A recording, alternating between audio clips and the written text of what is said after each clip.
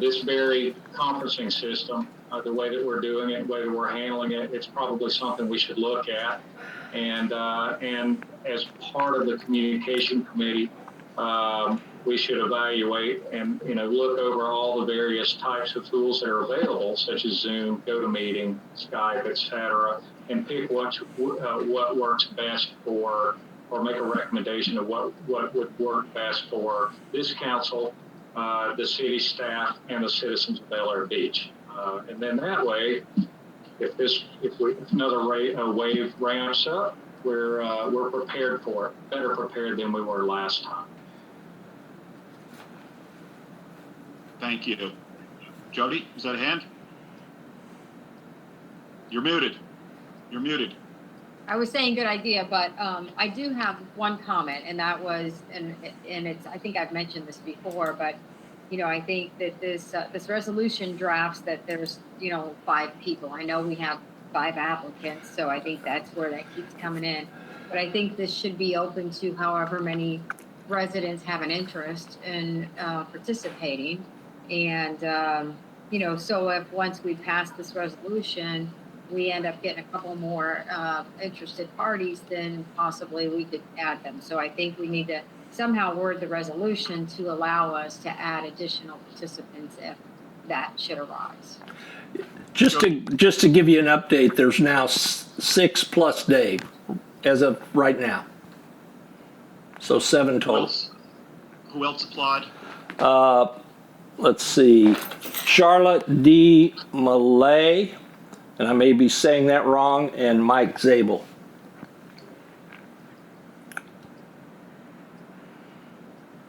And then we had Rob Reisberg, I know that. Rob Reisberg, Tony Gatliff, Kathleen Glazer, Leslie Notaro, and Dave.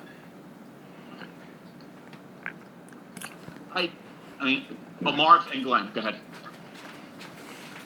Glenn, do you want to go? I'm in.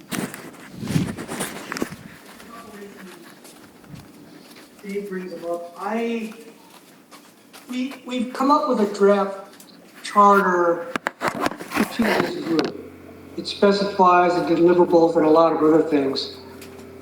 Let's not hamstring these guys about how they gather their information or data. We've got a council member sitting on the committee.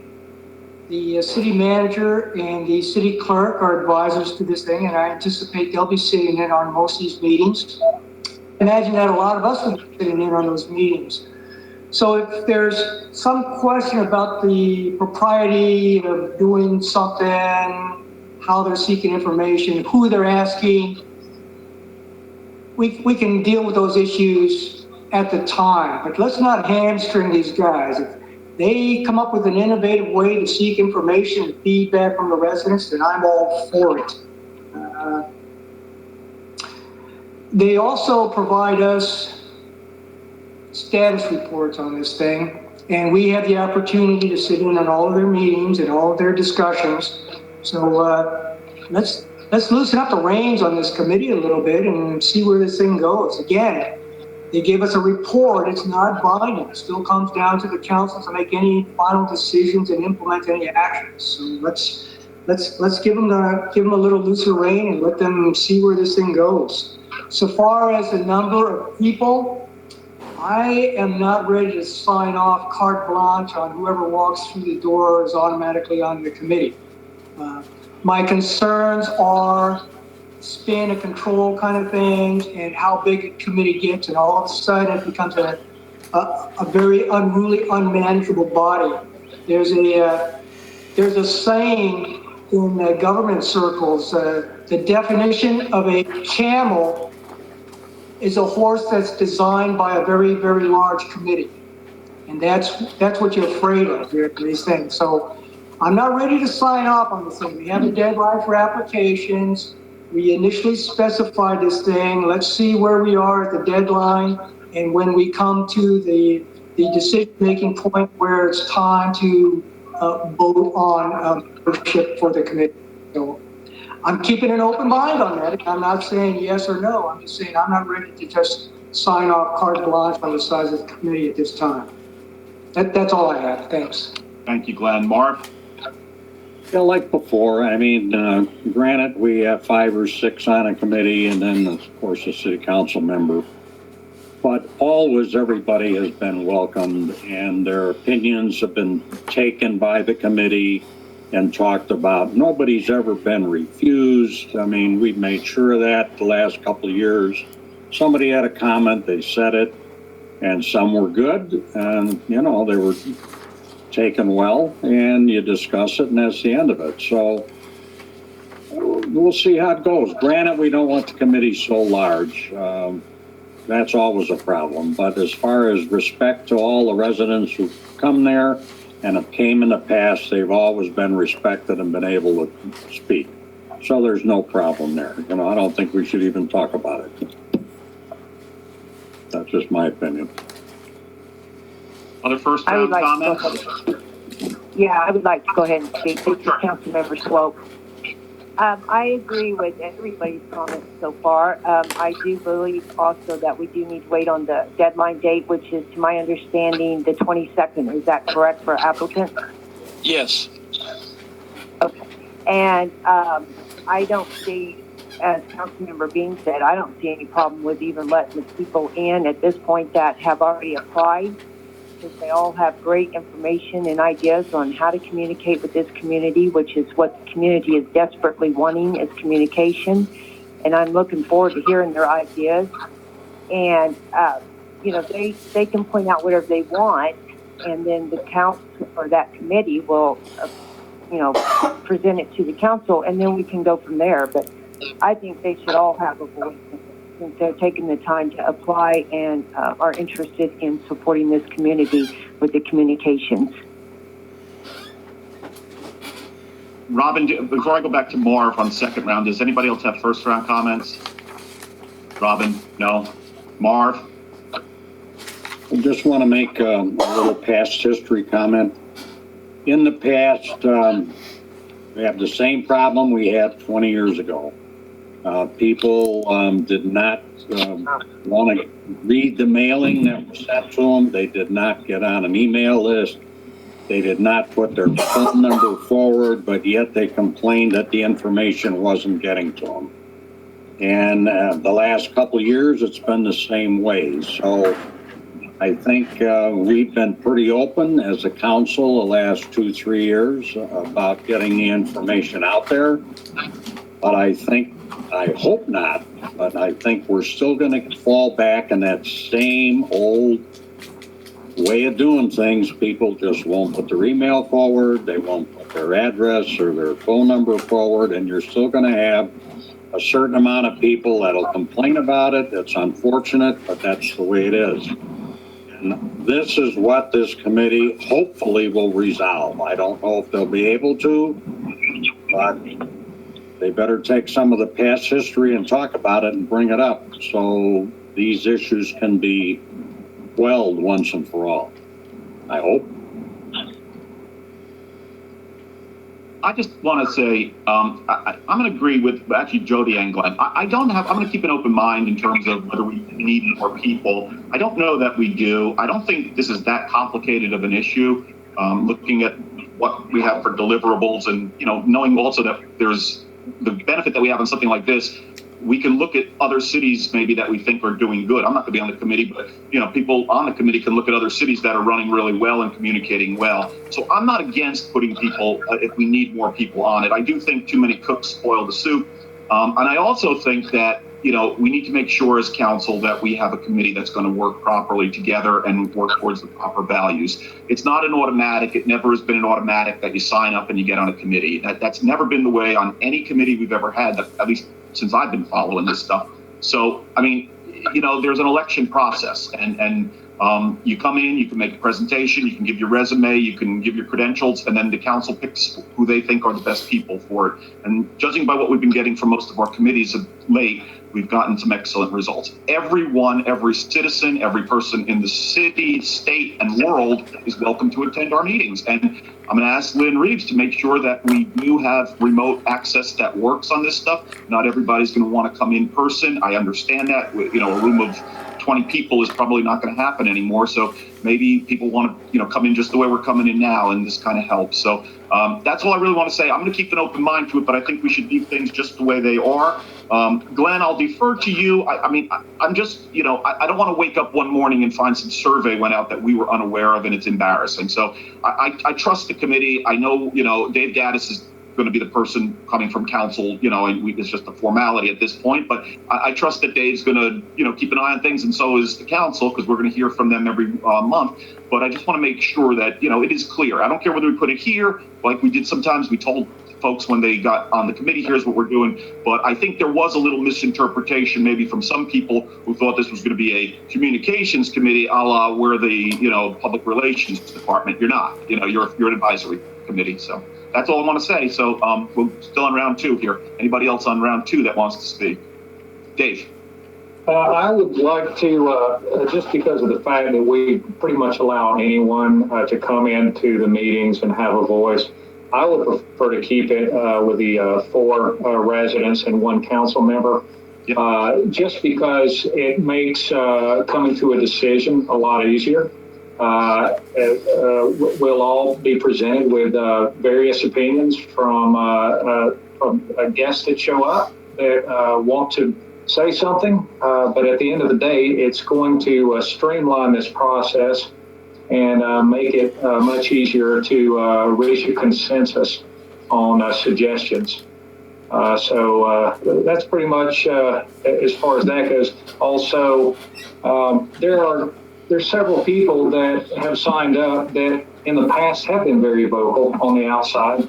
And I welcome anyone that would like to get in on this, and as someone that I would consider a person that I would want to work with. I think it's great to hear outside opinions, and some of the people that have signed up actually have some very strong opinions. So maybe it will help to have anyone who's been in that position to come in and work with us and see what we're doing and realize that we're not trying to, we're trying to help the city, not trying to harm the city. And so I sort of already know where my votes are going, and I prefer to keep it at 4. So, okay. Jody? Thank you guys for giving some feedback on that. It, kind of helps bring some clarity. Just, and back to those that have been real vocal and maybe feel that we're not communicating properly. If they're on this committee, they clearly will have to follow the sunshine laws and will have to be hush on the social media for the 120 days that they're on this committee. So just, kind of keeping that in mind when we're going through this process. That's it. Thank you, Jody. I think that's something that should probably be announced as we're getting ready to vote. So I'm sure they're going to want to participate and speak possibly. And so we should just make that loud and clear that yes, you are subject to the Sunshine Law during your tenure with this committee. And I'm going to remind the council of something we already know, because we've looked at it, I believe, twice with regard to 2 individuals. We didn't do it, but it's an option. Anyone on any committee can be recalled by the council for any reason. Okay, it's a very low standard. I mean, if we don't like the shirt you're wearing, we could say that's it. We don't even have to give a reason. We just recall you. So to Dave's point, Jody's point, yes, if you're going to be on a committee, there's a certain level of expectation. And if you get the votes of the committee, use it wisely. If you're going to go out and just become, out of control, then we'll just, we can bring that up at any meeting and just recall that individual. So that's the game, and everyone on every committee and planning board and board of adjustment, everybody's subject to the same rules. So there's no different on this committee than any of the other committees. So just a reminder to everyone that ultimately the council controls the conduct of the individuals that are on this. And again, there's a wide latitude here. We've never tried to recall anyone, but there's limits. I would like to go ahead and say something again. This is Councilmember Swope. I don't know how we could possibly move forward with it tonight because our published date is the 22nd. So people still have to the 22nd to apply, and we have to honor that. So I don't see how we could even move forward at all on this evening. Councilwoman, may I interrupt? We're not moving forward. I think the only purpose of tonight was just to go over the committee draft that I think Glenn Gunn and Lynn Reeves put together, make sure that our deliverables that this is not going to be voted on until the next meeting. You're correct. The application period is open, and I believe it's scheduled for the June 1st meeting that night. So we're not electing anyone. We're just making sure that the draft that we have is good. That night we'll adopt this draft formally, any changes that we have tonight, but this was just a hash out session to make sure that we're all in the same agreement of what we are looking for from this committee. That we're not really here to discuss any individuals. Although I see Mr. Reisberg is here and maybe some others have called in, that's fine, but tonight's not the night to do the application.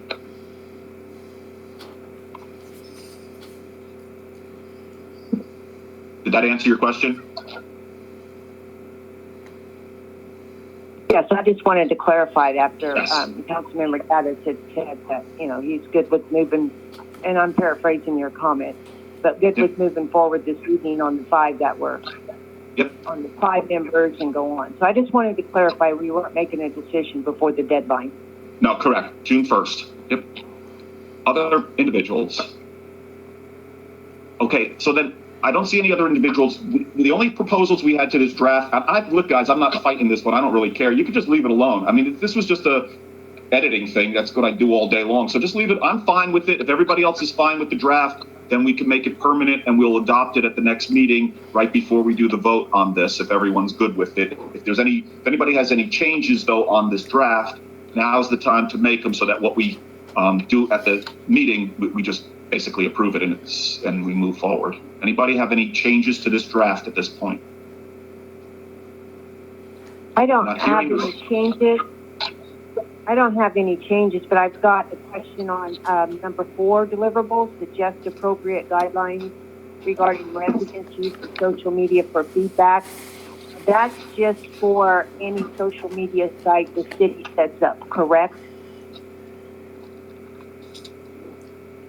Glenn?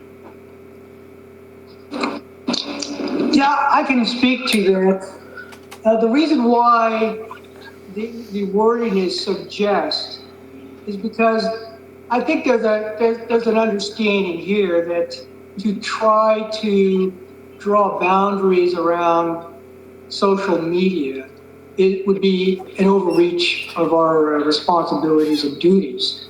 That's why the word is purely suggest, and what it really is a placeholder for discussion. I mean, you've got this great body, you've got council members on there, you've got residents, and it's basically a formalized placeholder to start the discussion.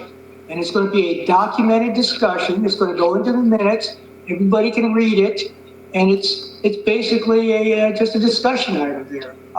They may come back with just some suggestions. We have a set of core values within our strategic plan for how council members and city staff should act, and we've kind of suggested that that's kind of the expectation for how we expect residents to deal with each other: open-minded, intelligent discussions, civility, that kind of thing. And that's all we're trying to do is just initiate some intelligent discussion among the residents and city council and anybody else who decides to attend one of these meetings and provide some input. So that's why it's worded that way. And there's no binding on that or any expectation that we're going to come up with some policy that we're going to enact to place over the citizens and residents. That's all. In fact, I'll tell you legally, but not as your attorney, you couldn't do that anyway. That would infringe on everyone's rights. But to your point, Glenn Gunn, I mean, obviously there is certain acceptable behavior and there's certain unacceptable behavior. And, if you're going to go out on social media and exhibit the behavior that's way beyond the pale, don't be too surprised when you call up the same people that you're insulting that they don't bend over backward. Yeah, they're going to listen to you because they have to, but you reap what you sow. It's that simple. So, but that would not be binding. So it would just be a suggestion. That's as far as it would go. Does anybody else have any changes that we need to make? Because if not, then basically we can take off the draft and put this up for a vote at the next council session. I don't see anything. Everybody's good, right? So, Lynn and Patty, I guess, this is good the way it stands. It'll go in for a resolution, and it needs to go in before we do the vote for the members, because Right. we have to form the committee first. So however you structure it, Lynn. Whatever we'll do, we'll, because the decision on how many members hasn't been made, we'll leave blanks in those spaces and they can be filled in. Okay, so I mean, I think we kind of said we're going to stick with it, but we're keeping open. So yeah, let's see let's leave it open and we'll do it. And then that's fine. So, all right, that concludes number 5 then, the Communication Advisory Committee, unless anybody else has anything else to say. All right. Okay, then going kind of on the back of that, we have discussed quick hitter improvements for city communications, pending recommendations of the Communication Advisory Committee, and this was requested by Vice Mayor Gunn, so I will defer to you, Glenn. I asked to add that item because I think we are all painfully aware of some gaps in our communications, both from the city to the residents and from the residents to the city, and how that's taking place. We have some issues on the council side because we choose not to engage in some of the social media comments and that sort of thing. We have some legal restrictions and concerns because of sunshine law, so we choose not to start down that gray area and the slippery slope. So we have this gap, and what we are painfully aware of is there's a lot of innuendo out there. There's some rumors, there's some half-truths, there's some misinformation. And until we get back a report from this Communications Ad Hoc Committee making recommendations of how we should proceed, my feeling is we should try to come up with some sort of interim stopgap measure to answer the mail on some of these things that are raised in social media, some of the concerns, the questions, the misinformation. So I'm going to throw it out there, and one way I've got it is perhaps we assign a portion of the city website to the city manager, where once a week the city manager has the city manager's corner or something where he can address some quick hitters. I've gotten emails from some residents regarding this issue. I've heard this rumor, it's not true. The project is actually started on this date. No, we didn't spend that much money that's out there on the street. A quick, honest, direct communication from the city manager. Council members can provide inputs to the city manager. Hey, I heard this, and I'd ask that you respond to it. And he can call his email and his phone calls, and it's that old management by walking around thing. He's out talking to the residents every day. He's hearing things. He's discussing issues. He's answering questions, and I'm just throwing that out. A possible quick hitter until we get some direction from the ad hoc committee.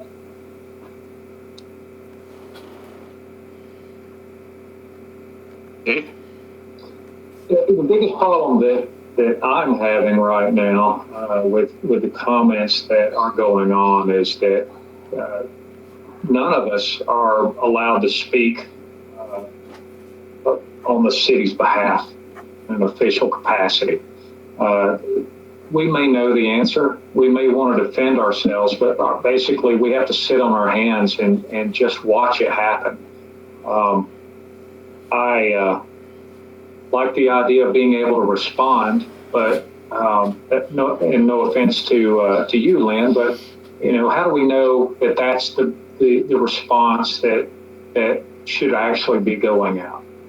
It's very, very dicey just responding to the wild claims that are happening sometimes. Sometimes they're easy, but sometimes they're not so easy, and even trying to give an honest answer can be turned against us and City Hall very easily. So one of the things that I saw, let's see, the City of Clearwater had a problem with my gas service. So I'm one of those people that prefers just to fill out a form and, drop it off and not really get in a phone conversation if I don't have to. Don't like being on hold. So I noticed that if I went to their website, I had to look for it, but there was actually a form you could fill out where you could drop off your message. It instantly becomes public record and anyone can see that record. However, others are not able to chime in and respond to it. The city, however, they have the opportunity to respond to that message and nobody else can do it. So basically, everything that's presented or everything that's suggested or any questions or any concerns that are completed on this online form, everybody can see it. It's like a ticker tape running, and that way we could all sort of step back and take a look at these and send suggestions in, so that we're sort of all involved. But Lynn would be the filter mechanism also, and maybe even suggestions are sent in. Lynn sends them out and goes, some of them are easy. Yeah, okay, you're right. Garbage service is on holiday, something like that, or we'll check into code violation, blah, blah, blah. But some of the other ones, you may want to send out an email out to all the council members asking for individual feedback to keep us from violating the sunshine law. But I was really impressed with the way that they did that, and it seems like probably there's an app out there for our webpage already that could handle that. So that. I hope that sort of addresses what you were sort of maybe reaching out about. I think if we had that, they wouldn't be so apt to run right to Nextdoor or Facebook and air their grievances where everybody can jump on board. And this way they're actually sending something to us in an official capacity that everyone can see. Then it's just a matter of waiting to see what the answer is rather than waiting for all the wild accusations to go flying all over the place. I'm going to say something. I mean, we have a couple things at play here. Glenn, it's a good idea to have kind of a rapid response team to some of this stuff. There's people, and again, I'm not going to name names, we all know who they are, that are putting out intentional disinformation. It's just flat out wrong. I spent the last 2 days calling citizens to explain to them what the planning board recommendations meant. They're worried because people have riled them up unnecessarily with just, quite frankly, lies. Okay, so I have to explain to them that this is kind of a playbook, if you will, of options that are open to us. And quite frankly, I don't think anybody on the council is going to propose any one of them right now. That's what I kind of got feedback wise. I don't have time to call up every citizen. I'd love to. I wish I could, but I can't do it. And I said the other night, okay, I think there's, I guess we got one attorney's view of the sunshine rules, and it wasn't, I hate to say, the proper view in some respects. We're not prohibited from going on a website. We're not prohibited from defending ourselves. What we're prohibited from doing is conspiring and talking with each other, okay? So if I start putting out emails, I can assure you, take no offense at this, none of you are going to be on my distribution list. And if you do get my email, you're going to be told to get rid of the email and not respond. And the way I understand the sunshine law, and this is from the people in Tallahassee, it's not me that's gonna have the problem. If you respond, it's gonna be you. Second bite at the apple is the guy who has the problem, okay, not the first. So we can defend ourselves. And I said the other night, I'm going to start, okay? I'm going to start busting out emails again. I don't want to do it, and I don't have the time to do it. But after this last weekend and after some of the stuff that's been said, I don't see any other choice. So that's my solution until the group gets done. Do not answer them. Do not reply to them. Take your name off my list. If you get it by accident, if you have a fake email that I can't recognize your name and you get it, that's not a violation. Just, do not answer back. That would be your violation. So we are legally permitted to do this. I'm not going to go on social media. That is not an official channel. So I think that's one way to do it. I would rather we have a different solution. In terms of it coming from headquarters, I'm good with that. But I'm going to say this, and I say this with respect, but I didn't always get respect, okay? And Lynn Reeves has a conflict here. His wife is one of the top posters, okay? So we cannot have Mr. Reeves responding to some of this stuff. She has advocated for my removal from office. So I don't have a problem having Lynn Reeves as it. Not that I don't think he's capable, but if she's going to be saying one thing and criticizing the council, he's the wrong man, okay? We need somebody else doing this. So it's a good idea. Maybe we need a different implementation. I'm going to reserve the right to go out on my own. If somebody comes up with a better idea, I'll be more than happy to drop that one. And you guys can go out on your own too. We just can't talk to each other. I'd like to go ahead and say something. Rita.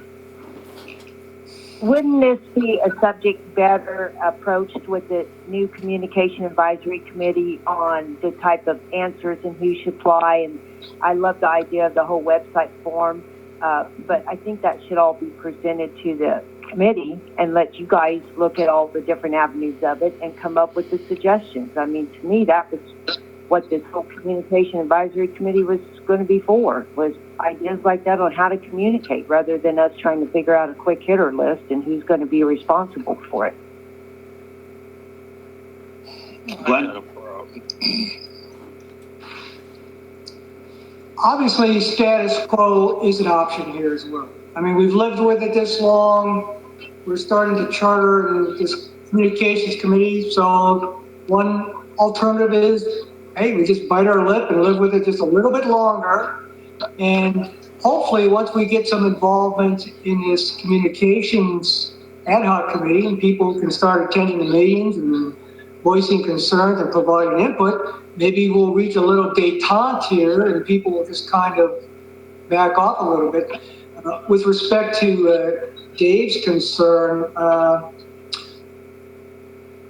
those avenues already exist. People already can go on the website and get council members' emails. They can call City Hall, leave a message for us, we'll call back. So the fact is, they choose to go the path of misinformation, innuendo, incorrect information. So, that path already exists. They could pick up the phone, they could go down and talk to Lynn Reeves at any time. They can get a hold of us with personal messages or whatever to say, hey, Council Member Smith, what is the truth of it? I'm hearing this rumor on the street. I've been told this. Is that really how much we're spending on this project? It doesn't make sense. But no, that's not the path they choose. The path they choose is to go on social media, blow it all out of proportion. Whatever. So, hey, the option is let's just bite our lip, bear with it a little bit longer, and start giving some leeway to the ad hoc committee and start coming back with some solutions. I'm all for that either way. It's Aki. Can I say something? Go ahead. Jody had her hand up, so I have Jody, Robin, and Marv. Okay, so Jody, you're first, Robin second, then Marv. Okay, I agree with what Glenn just said. I've made my email, my cell phone number available. People will continue to use this coward approach of attacking us through social media rather than picking up the phone and speaking to us individually. There's no way to overcome that. People are always going to gossip. And that's clearly what they're doing. If they really wanted the truth, they'd pick up the phone and call us. So I don't know any way that we can address that. I think to let the committee move forward is fine. I don't think the committee's going to solve that problem because communication is open. They choose not to communicate. So I'll just leave it at that. And good points, guys. Thank you, Jody. Robin? No, pretty much the same thing Jody and Glenn said, that there's certain people that want instantaneous results, and what they want is instantaneous agreement with their opinion, whether it's skewed or not. And social media is the perfect outlet for that, and you're never going to change it. If they really wanted the truth, they would do it in a more constructive way. And that's why I said, I don't know the answer, but it would be nice if when that is posted on social media, if we have one person, whoever that is, to say, hey, this is inaccurate, please refer to the minutes from such and such date to, see what happened. I don't know, something. But it'd be nice to defend ourselves, is what I'm trying to say, because I'm tired of having to bite my lip and pretty much be cast out as a horrible person doing stuff for personal gain or political gain, and not being able to tell them that that's absolutely not true. That's all. Thank you, Robin. Marv? It's been the same old thing for 20 some odd years I've been here. Maybe we should just put on the website. You want the answers, call City Hall, because the social media has gotten worse the last number of years since it's come up and at them. And I agree with Jody and Robin, it's disgusting, and you really can't defend yourself the way you should. And it's a darn shame. And I think the whole country is in the same predicament. It's people out there just playing games, opening their mouths when they don't know the truth. And I think half of them do it purposely, just to disrupt the whole system. And they're getting away with it. It's sad. That's all I have to say. Lynn? Mayor, I take your comments in a very unprofessional light, and I think it's very demeaning that you continue to attack me for whatever anyone says, whether it's my wife, my family, my children. I think that's very unprofessional. If you've got a problem, you need to come and see me. But you continue to attack my family in public meetings. You've just done it again. You've done it in my evaluation, and it continues. And I'm really think that you're very unprofessional in that. If you've got a problem, you need to come and talk to me. And I want that. So Council hears it. And you don't need to make a comment, because I'm asking you as a person to be more professional. And I'm going to tell you, and I'm going to tell this council because they don't know, you and I have had multiple conversations. And if you deny that it's a fact that your wife has called for me to be removed from office and has personally attacked me and my wife and my client, I will blast this stuff out tomorrow to everybody in the city. Don't tell me that I'm attacking you. Hang on a second. Hang on. I have the floor. Point of order. Yes, point of order. I think that this is an offline conversation. I don't think that this is something that should have even been brought up, and I think we need to move on, and you guys can handle it at a later time.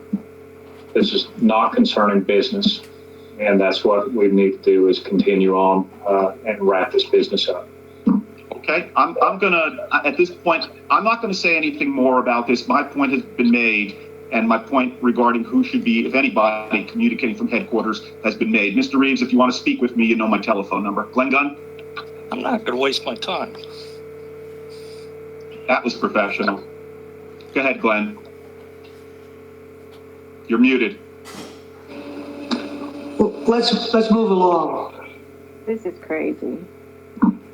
Let's move on. So what's the consensus? Are we interested in a quick hitter, or shall we just, let's maintain status quo just a little bit longer, allow the ad hoc committee to spool up, start doing great things? I agree with that. I don't have a problem with that solution. Let's maintain status quo. This is my recommendation. Maintain status quo.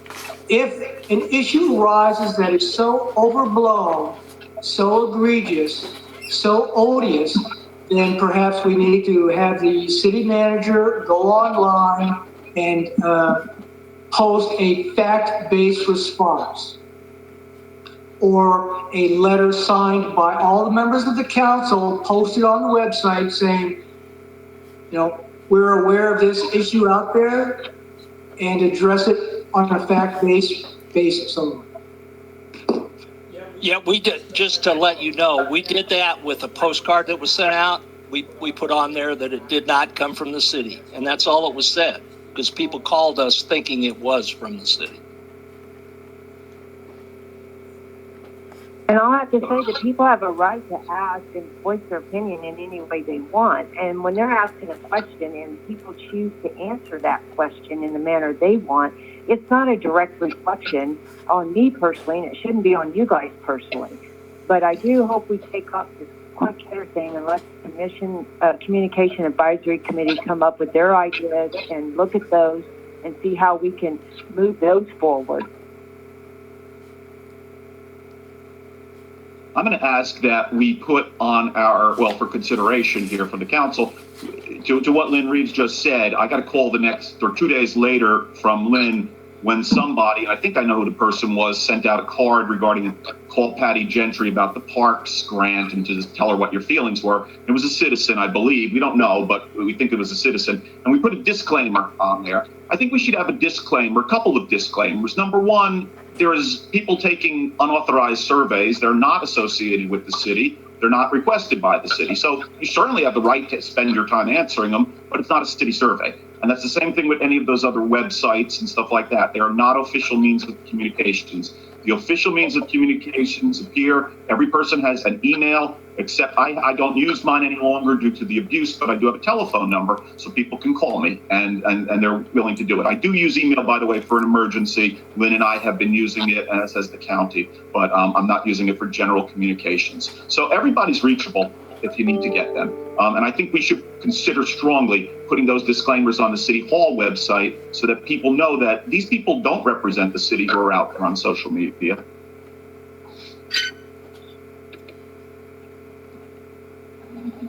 Can I say something real quick, Adaki? Oh, I'll go after Jody. Go ahead, Robin. Oh, okay, just real quick, and you can stop me if this is, but I think moving forward in a positive light, I think is what we need to do and put the past behind us. Maybe it would be the most professional thing to keep our spouses, just, if they represent you, like my husband has wanted to go on and say some stuff, and I won't let him just because it represents me. So, you can't infringe on anybody's right to speak, but it would be nice to maybe curtail. That's all. And just from now on, let's just move forward in a positive light and just try to put positive energy out there. Jody, I think you were next. Yeah, I just to the point that you were making, Mayor,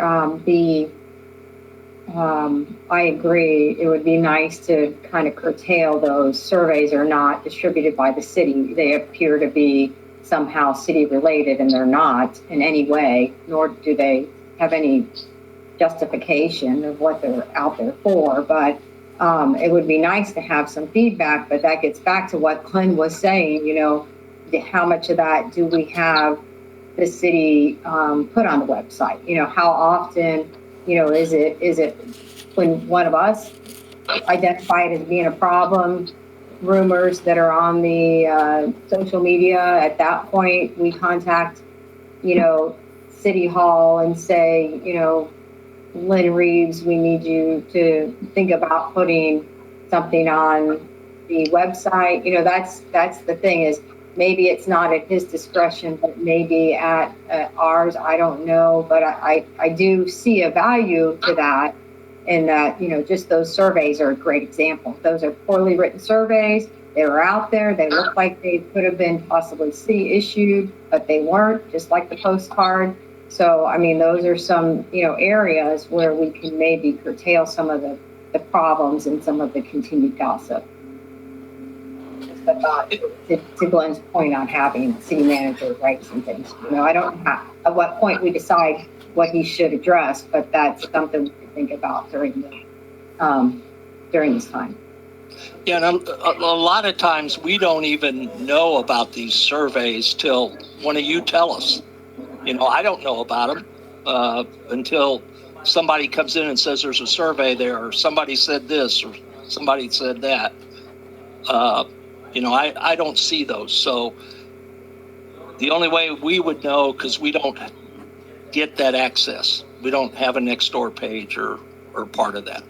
So the council would be the ones that would tell me, or some other resident maybe. I'm going to go ahead and come to you. I have two people at I once. would like Wait, three to- people. Okay, Rita, and then Robin, and then I'll go. Go ahead. Well, in regards to what Councilmember Austin said, I am not going to at all tell my husband or anybody that I know what they can and cannot say. Now, I know a lot of you are referring to these surveys that you all know that Steve Swope did some of these surveys on social media. Now, he asked a question. He gave different multiple choice answers. There was nobody from City Council or anybody else named. I will say there was a City Council member as well as someone significant other that did, respond to those questions on some of the surveys. Their names were not mentioned in the results. So I am taking a personal offense because I feel like you're directing a lot of your conversation towards my spouse, and he has a full-blown right to his opinion and to put out any survey he wants as long as he does not name anybody and as long as he asks a question and gives options for an answer. If people in this community want to give positive answers, that's because they're feeling positive about the community. If they give negative answers, that's because City Council and everybody in this community that has a leadership role has put out that negativity by the way we are reacting and the way we are responding to stuff. Because this is just, I'm taking a personal offense to this entire comments about these surveys and stuff. Because I'm just not going to sit here and tolerate somebody saying this kind of stuff. So that's my opinion. Okay, well, Hang to on. rebut, We have Robin, we have me, we have Dave, we have Jody. okay, well, to rebut, first off, when he, and of course, absolutely, he has a right, of course. I would never say you shouldn't tell him, but I would say maybe you'd want to make sure it's more constructive. The fact that his name was on their Swope was confusing because maybe everybody doesn't know that Councilmember Swope is Rita and not Steve.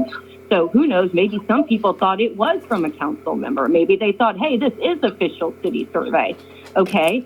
And I'm one of the ones that went through the questions and answered to get to the next question so I could see what kind of ridiculous biased questions they were. He had probably, I'm guessing, no actual educational degree based on surveys because it was completely biased. One of the questions was, are they doing it for A, personal gain, B, political gain, C, personal and political gain, which are all three negatives, or D, for the benefit of the city. 1 out of the 4 responses was a positive. So that's a biased survey. And that's just from my medical profession doing surveys and evidence-based medicine, okay? So my offense is that he puts out negativity, and it's not directed at your husband. It's directed at anybody who does these surveys. And I can't go on there and say, this is ridiculous. And I think somebody even quoted or put a comment on there like, what's the point of the survey? Because they also felt the fact that this was biased and totally not constructive. You talk about the negativity being put out in the city. Well, you're part of it. We're all part of it, okay? We're all doing it. So that's why I'm saying from this point forward, let's make it an effort to do positive things for the city, including with our spouses or whoever else we need to do. Okay, if my husband wants to go on there and his First Amendment right and say whatever he wants on there, I'm going to tell him, you know what, babe? This is probably not the best idea. I may agree with you, but in the effort of moving forward in a positive manner, because at the end of the day, what did the survey do? Did it change anything? No. Did it make a positive impact on the city? No. Did it make a negative impact on the city and on Nextdoor and maybe get people more riled up? Yes. So to me, I take personal offense to that negativity being put out by that area. Thank you. That's it. Thank you, Robin. I'm next, and then we have Dave, and then Jody. I'm going to have an amen to that, okay? We've had 2 people take personal offense. Well, read the garbage that's said about me, okay? I'm not supposed to take personal offense. I'm just supposed to take it. You're going to reap what you sow, and if you're going to put this stuff out there, then yes, I'm going to say that you're biased. If you're going to do surveys, okay, I happen to have a little bit of statistical background. I took 2 college courses in it because you need it as an auditor. So I know about surveying. That's the way you do statistical surveys when you do auditing. You don't sample every transaction in a business, you sample. So these surveys were garbage with no respect. They were garbage. Steve Swope is not a statistician. According to his Facebook thing, he has a high school degree. I don't think you get a statistics degree in high school. So he can take all the surveys he wants. He can take them every day of the week, take 2 on Sunday for all I care. No one is telling him, no one is telling Jan Reeves, no one is telling Robin Aki's husband or anyone else they can't speak. Speak all you want. There are certain parameters. Obviously, if you cross a line, there can be a legal issue. But as long as you stay within the line, say whatever you want. But we as a city have the right to put on our thing that that's a fake survey. That's not us. Titling this thing the Bel Air Beach, information center. It is nothing of the sort. It's biased information, and it is not an official website of ours. We have an official website, and I think people, to the extent that people want to come to that site for the real information, it's hard. The plans and stuff, they're all in those minutes and stuff, but it's hundreds of pages, and most people don't have time to really wade through that. So they get somebody summarizing it for them on social media.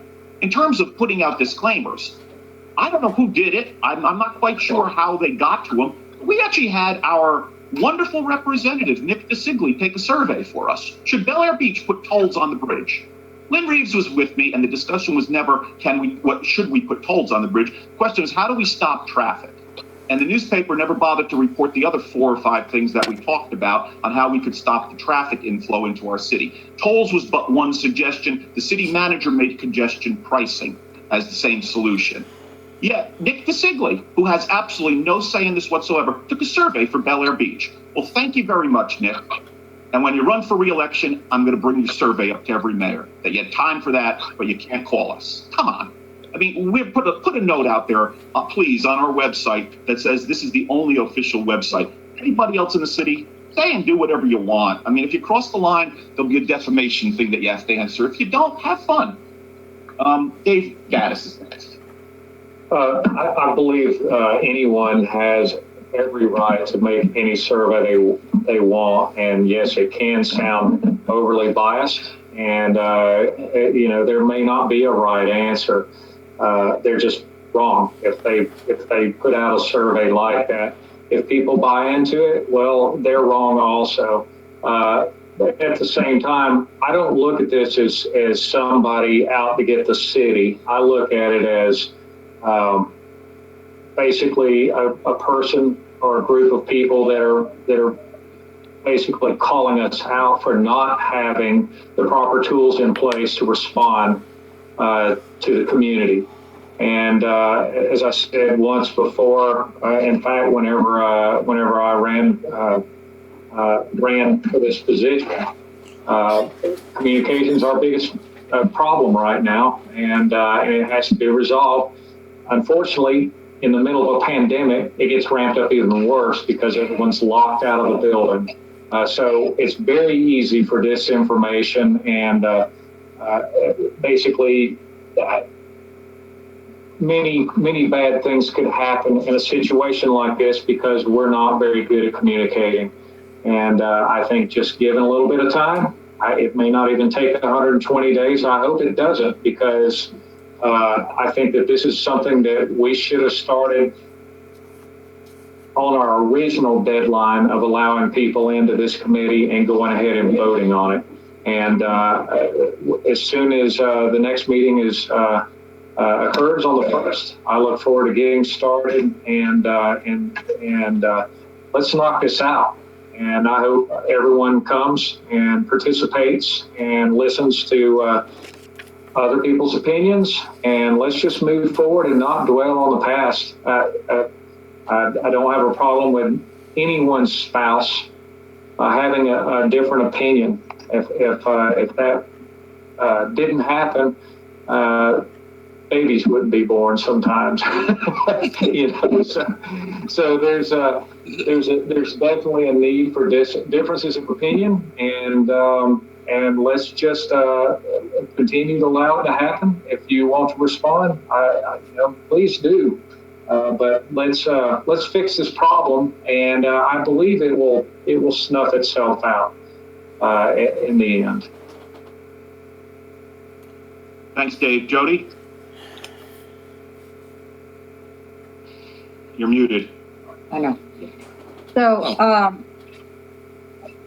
back to the original conversation, and Glenn brought forth the ability to get some communication out on the website. It's clear there's plenty of communication. What's not clear is that it's not being used. There's means of communicating. People can pick up the phone and call. People can email. They can come to City Hall. They can talk to any of us. We're all available. They can talk to Lynn Reeves, and they're not. So I think the initial is back to what we talked about. You put a comment on there. What my original comment was not about the slopes, but was about the surveys that were badly representing the city, and putting on the website that those surveys were not distributed by the city, just like we did about the postcard. And I mean, there have been numerous surveys. Mayor talked about another one. So, you know, this is, and at what point do we decide to, you know, allow them to put comments up? You know, is it at the point we just, he individually takes, you know, calls from any of us when we see something we think that needs to be addressed on the website? And, you know, and then he can draft something and distribute it for everyone's quick, you know, okay, or I don't know what the best means to do that. But back to, you know, Glenn's initial offering of doing a quick hitter, I think it's a good idea given how this discussion just went. So, you know, I think that, you know, I would be in agreement that right now we need to address the surveys. We've addressed the postcard. The surveys need to be addressed on the website, that they were not distributed by the city. That's it. Anybody else? Dave, do we have anybody? Marv, let's go to Marv first then, because Dave just spoke to Marv, and then we'll come back to you, Dave. All right, Lynn, I have a question for you. Yeah. Can you respond legally to all of these phony or erroneous websites and put them on our website saying they're not authorized by the city? Well, first of all, I don't see a lot of these things because I don't have a Facebook or any of that stuff. And the city doesn't have that capability either. Now, the survey issue, if somebody brought it to me and said, did this come from the city?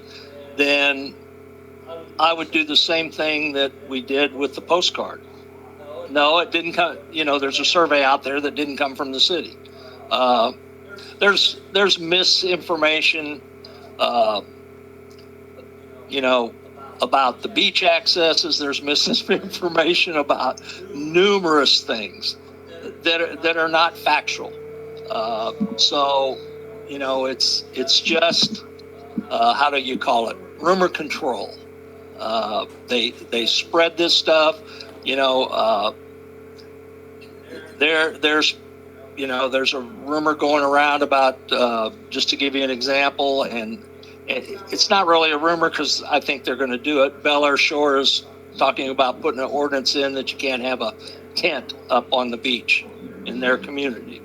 And then, you know, there's a rumor that, Bel Air Shore is going to lock the gates. Well, that's not true. And all of this has been, I guess, created by things that have been said. There's some individuals over in Bel Air Shore that are upset with people getting in front of their house, and, you know, the erosion control line. Those are things that, you know, I could say, no, Bel Air Shore isn't going to close the gates, and no, you're not going to have a key to get into it. You know, but it's, you know, it's just rumor city. But, you know, the survey issue, if somebody, you know, we got the postcard at City Hall because it was sent, I think, like, you know, what is that called? Bulk mail. So we got a copy of that postcard, and it wasn't all factual information. It didn't, and then we got calls, so we put that up there. And if we got a call that said there's a survey out there, we'll put something up there that says, hey, the city is not submitting a survey. And I really probably wouldn't even waste my time with the constant contact list, because it's not any better than any other survey list at this point. Some people have 3 or 4 emails on it from the same resident. So, Well, I wonder if it would be smart to put a page up there, the rumor page or the false information page, and say, hey, what else can you do to quell some of this stuff? If you get the information or we give it to you. Yeah, we could make it, how do you call it? What do you want to call it? Rumor control or something? I don't know. Rumor control or erroneous baloney or whatever you want to call it. I mean, I'm sure all of you get that. What else can you do? I mean, I'm sure every one of you has heard a rumor about something, and you can probably tell me rumors that I haven't heard, even though I probably heard them, but, that's just the situation. So maybe we make a section up there that says rumor control, and if we hear a rumor, we just say, no, the city isn't a good example. Let's see, the gates aren't going to get locked, or the city's going to sell the marina. No, that isn't in the situation. Or the city's going to sell City Hall. No, that isn't in the equation. It's kind of like the things in the planning report. The city council has done nothing with those things. Exactly. They've accepted the report, because I've already heard rumors that, oh, you're going to put a storage unit next to my house because I have a park. Well, no, the city council is not doing that. At this point, they haven't. Now, 2 months from now, they may change their mind, but at this point, you're not doing that. So those are things I guess we could put up there if we hear them, or if someone mentions them to us, or you bring them to us. All right, well, a thought. Then, Dave, maybe that's something you can think about on your conversation, rumor controls or something in that regard. Well, since you brought up my name, I'm going to actually address Jody. As far as everyone having phone numbers and email addresses, I get it. That's a one-on-one thing, and most people we're no longer in this, let me pick up the phone and call somebody. People don't like to do that. They've turned into texters. They use email, they use messaging, things like that. And I know we're all available. My phone has rang probably 10 times since I took this position, and most of it is just to see how I'm doing, not necessarily to bring issues to my attention. But that being said, I think that if there was a way that they could actually ask a question and it was public, so everyone could see what the response was, I believe we would be better off.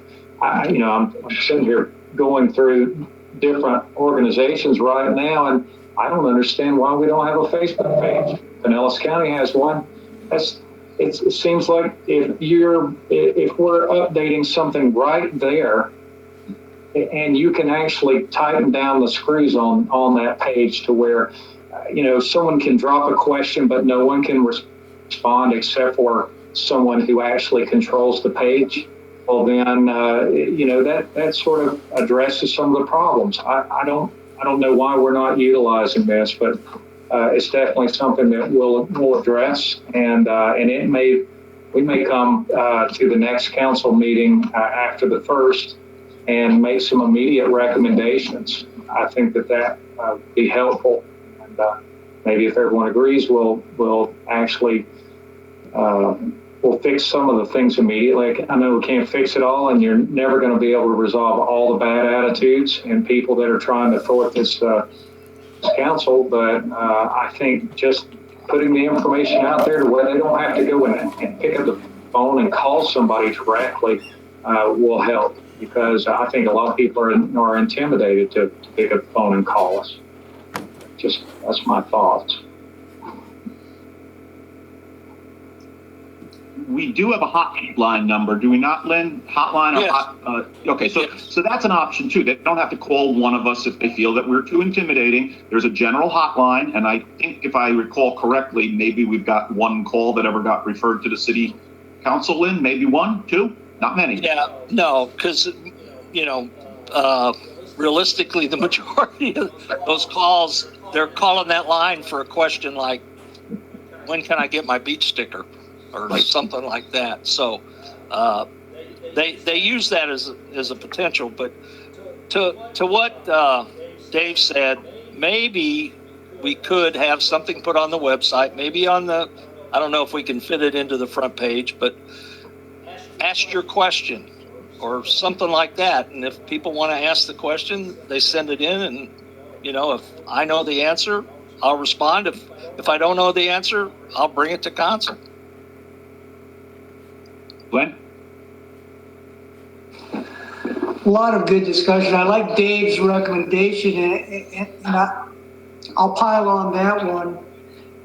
Let's go back to the draft charter for the ad hoc committee and possibly add in one item that in their first status report, they provide some quick hitters for how to address some of these egregious rumors and misinformation or whatever. So the total recommendation that I'm going to put forth is maintain status quo at this point, unless there's something so egregious, we want the city manager to address it on the website.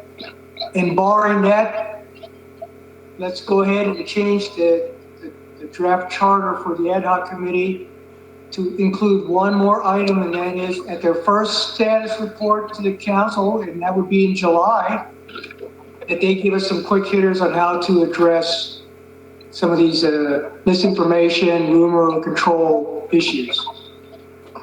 That's all. Everybody good with that? Anybody disagree?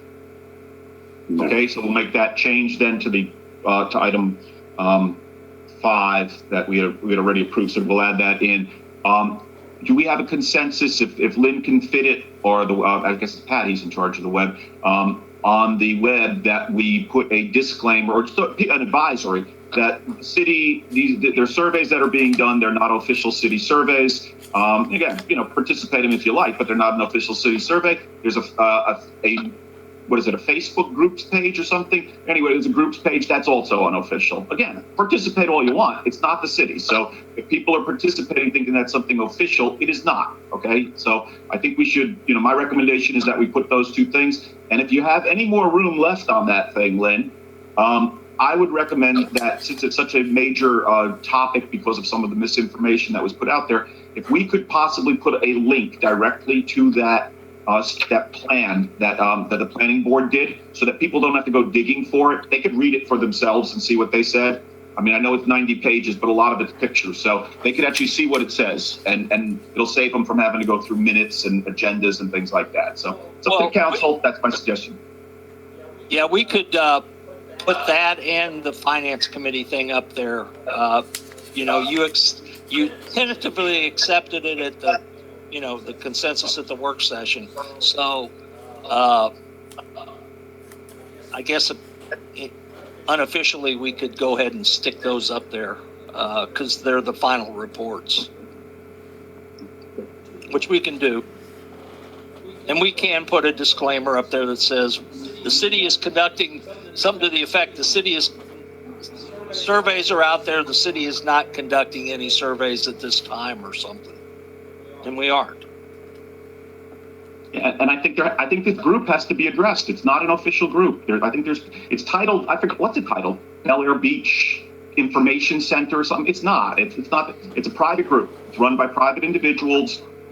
It's not associated with the city. It may be referenced the city, but it's not the city's website. It's not official information. So go to it and participate all you'd like, but it's not us, and people need to know that it's an unofficial group. Well, I can say the city doesn't have a Facebook page. I think that does it for me. Is everybody in consensus with that? Do we need we have opposition? Do we need a vote? How do we want?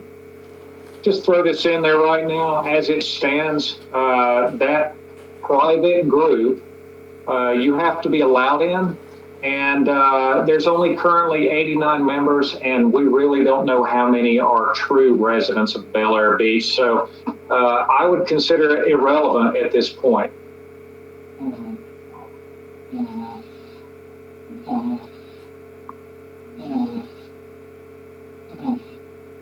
Joe, did anybody have a hand up, or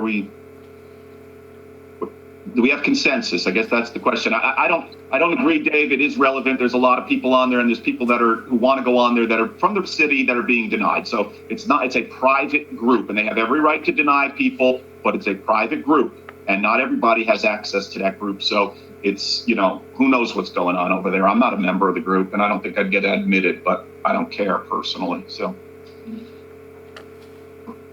I think it's important to state that we do not have a Facebook page. Agreed. Nor do we have a Nextdoor page, or, I would say that City of Bel Air Beach does not participate in any social media. So anything that's true. I know. We don't have the staff to do that. So anything that's posted is not approved by the City of Bel Air Beach, or, something along those lines, because that's, that just clarifies it. That just covers it blanket. Yeah, we could put something like, the city does not have any social media. I don't know. What do you call it, Dave? You know better than I think. And For presence. Presence. Okay. That's the dog alarm. Please name the detail. So we don't have Facebook, we don't have groups, we don't have Nextdoor, we don't do surveys right now. An official survey comes from Lynn Reeves, and it has the city seal on it, which no one's allowed to use, no one has. It's official. It's official looking when it goes out. We've done surveys. They're very, they look like they came from the city. These other things are not. And even if you get one from your representative, that's an unofficial survey. That was an unofficial survey. You want to talk about taking offense? That's our city. How dare he stick his nose in this? I'm very offended. We have consensus, so we can move on to the next item, because we got a big one here with these. Sorry guys, I don't know if everybody's aware, but there was an item that came up later in the day. I think everybody got a copy of it, a letter from a resident regarding beach problems at Bel Air Shore, and I think it's something we need to just talk about here. So, but do we have consensus on getting that disclaimer up, specifying with some specificity as to what we don't have? You don't have to go into everything. We don't have anything basically, but let's spell out the ones that we know other people have. Everybody good? Everybody's good. I see all thumbs up. Here, note knows. Lynn, you know what you have to write, right? Yeah, right. Thank you. Okay, so let's move on to general business. And I'm going to insert one right before. I don't personally have any general business, but we got a letter from Deborah Mall today. Actually, the last 2 days, I've had issues with the beach. And it's a topic that's a recurring topic for me. I have been harping on it since the day I came to council. I've harped on it before I became on council. We have people using the beach accesses that don't belong here. So that I'm clear with everybody, because I think last time there was some misunderstanding, at least one person on council who said the beaches are free. The beaches are free. The beach easement is not. That is private property. It was willed and deeded to the citizens of Bel Air Beach who live east of Gulf Boulevard. Okay, so technically, people who live in the condos don't even have access to it. But I don't think we're going to keep them out, all right? But the way the deed reads is for the city of Bel Air Beach residents and homeowners east of Gulf Boulevard. We have exclusive use of it. And we have an interlocal agreement. And Patty has this stuff, so please don't give me an information request. She's got this information, just give it to her. Sorry, Patty, but that's how I got it, and that's how others can get it. It's an interlocal agreement that was signed back in 2003. The issues have come up over time with people getting beach access that aren't supposed to have it.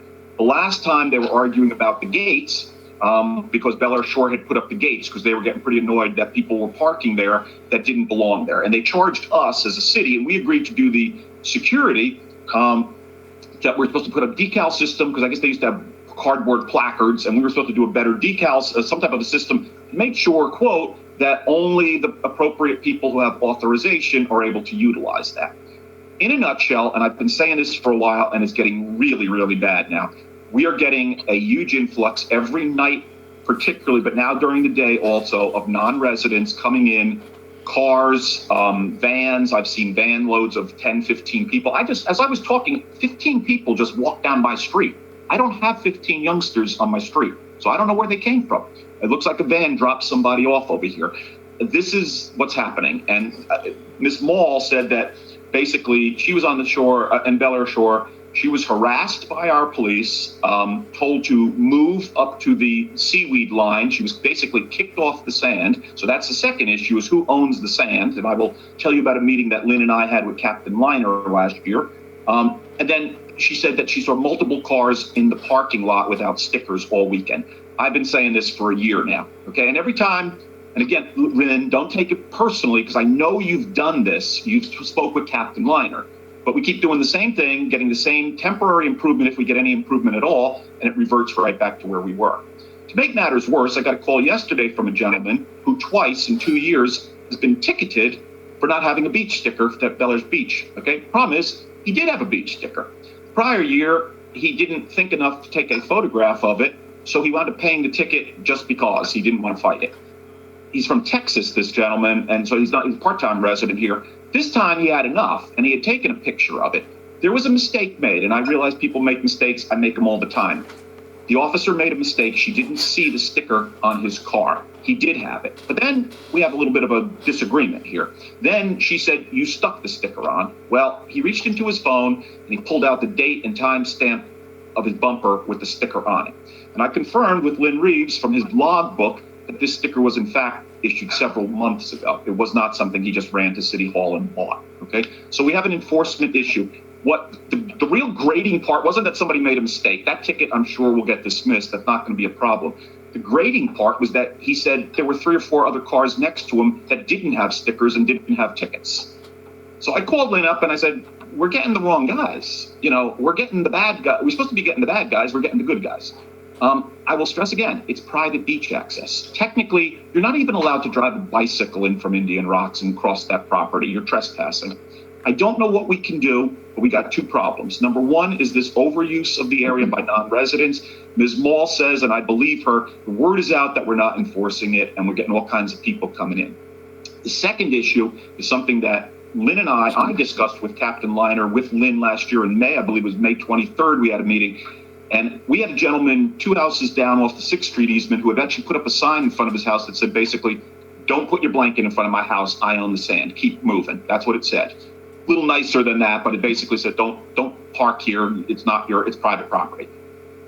Sign blew away, but I mean, I asked Captain Liner at the time, and Lynn, I do believe you were there, and I said, are you going to start like arresting my residents or harassing them? Because I don't want that. I mean, you know, I don't know who owns that sand and where the high water line is, who the hell knows? And I said, what are we going to do? How are we going to enforce it? He assured me that, no, we're not going to do that. Well, Ms. Mall was told twice, move to the seaweed. I know these folks. I think Glenn Gunn knows these folks. They're very good people. I believe what they say. I found that to be a problem. And so I bring it out. You have all the information now that I have, and I'm just going to throw it out for discussion. But I think we've got 2 issues over here, enforcement, and then what's going to be the enforcement issue with regard to who owns the sand in Bel Air Shore. So, Dave, I see your hand up. Go ahead. I can't very well speak for who owns the sand in Bel Air Shore, but what I can tell you is Pinellas County has set up a website and an app that basically points everyone to our beach whenever the other beaches have reached maximum capacity according to the social distancing. Now, honestly, I think that's probably why there's so many problems at the current moment, is because whenever Clearwater Beach is full, St. Pete's Beach is full, all of the more popular beaches are full. The first thing they do is they get on that app and they look for what's the closest thing, and we're right next door to Clearwater Beach. So we're probably getting overflow that we normally don't, because normally it's a great big party in Clearwater Beach and everyone is right on top of each other. Now they're not allowed to do that, and to remain open, they're having to send the overflow right down here. Dave, a question for you. Jody, I'm gonna come right back. I just have a question to clarify, because I had seen the site and they weren't pointing on our easements. I'm talking only about the 6th Street, 13th Street, and what is it, 17th, 18th Street easements? 19th, okay. Morgan is public park. That anybody who wants to go there is allowed to go there. If somebody wants to park at the marina, walk across to the walking easements, they can do that too. I'm only talking about the restricted easements where we're using Bel Air Shores property. That's the one that's in question right now. When I looked at the sheriff's site, he said by permit only for our easements. Unless he's changed that, that's what it used to say. I don't know if people are paying attention to the fact that it's a permit, but it did say by permit only. I'm not sure what you saw though. What I'm seeing is people, they're coming over the bridge, they're parking at City Hall, they are finding any way possible to get to that beach. And I've seen what Pinellas County is doing, the sheriff's staff is doing, but basically they pull in anything that's open, any point that's accessible to the beach, and they're looking around and they're trying to thin the herd basically any way possible. And I honestly believe that right now, this is not something we can fix at the moment, because you just can't stop the mass influx of humanity. It's just, I can't believe how many people I'm seeing just on the bridge alone. It's way more than it used to be. And I'm also seeing more people using the parking meter. I'm sure the revenue's got to be going up, Lynn. Yeah, well, City Hall, just to kind of tell you that, City Hall typically, and I'm going to give you last weekend. Sunday, there were 3 or 4 cars parked here. Saturday, maybe a half a dozen.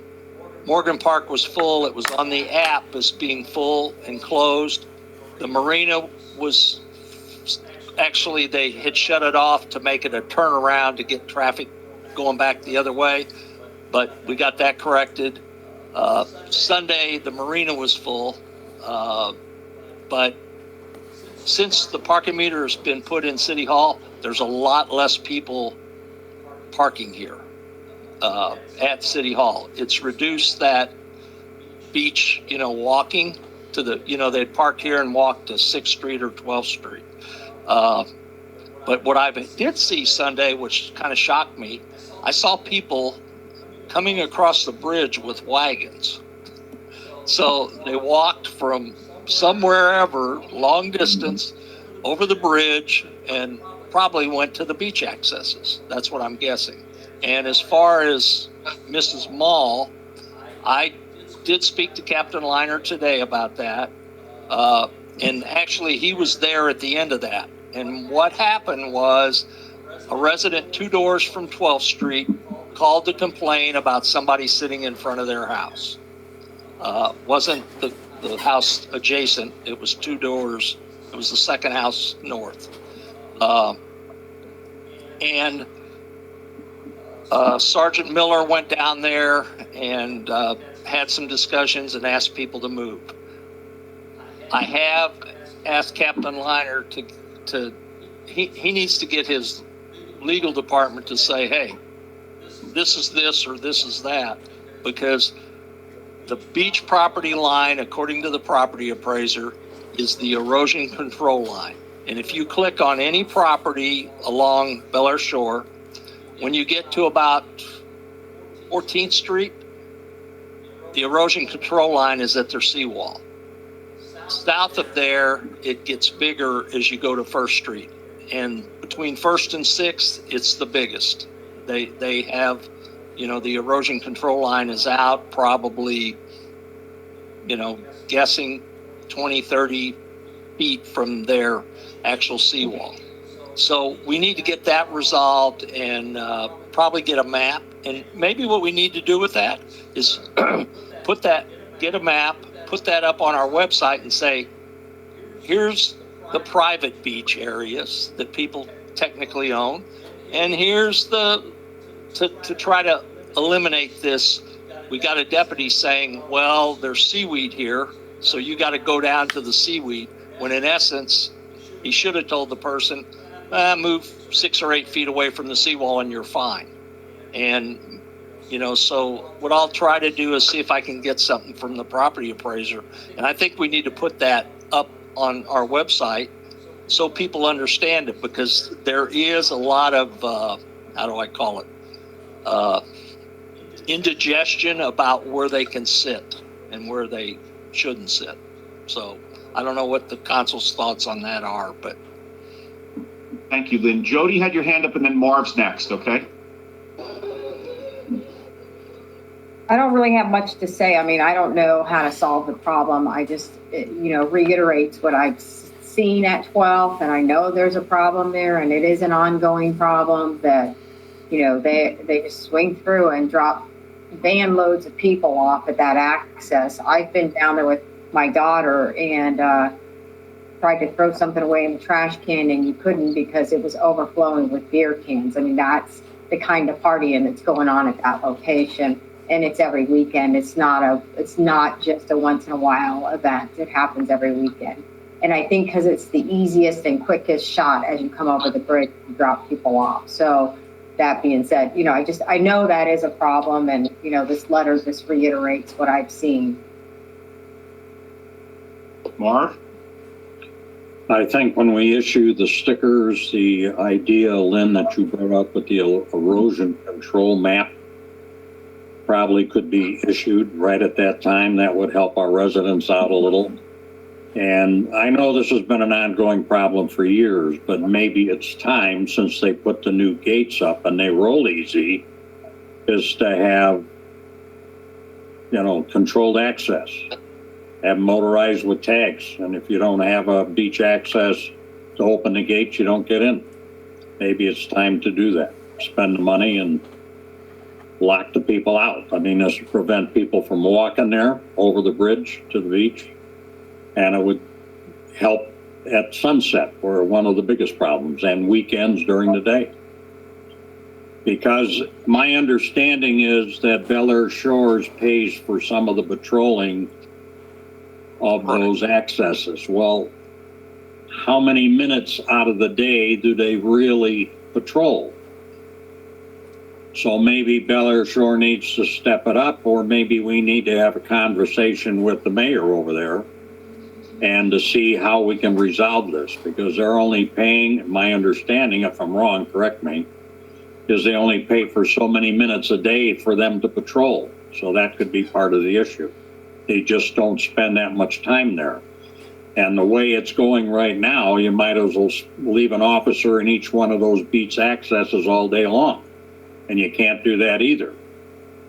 So maybe a cart access and have a motorized gate would solve the whole issue of cost.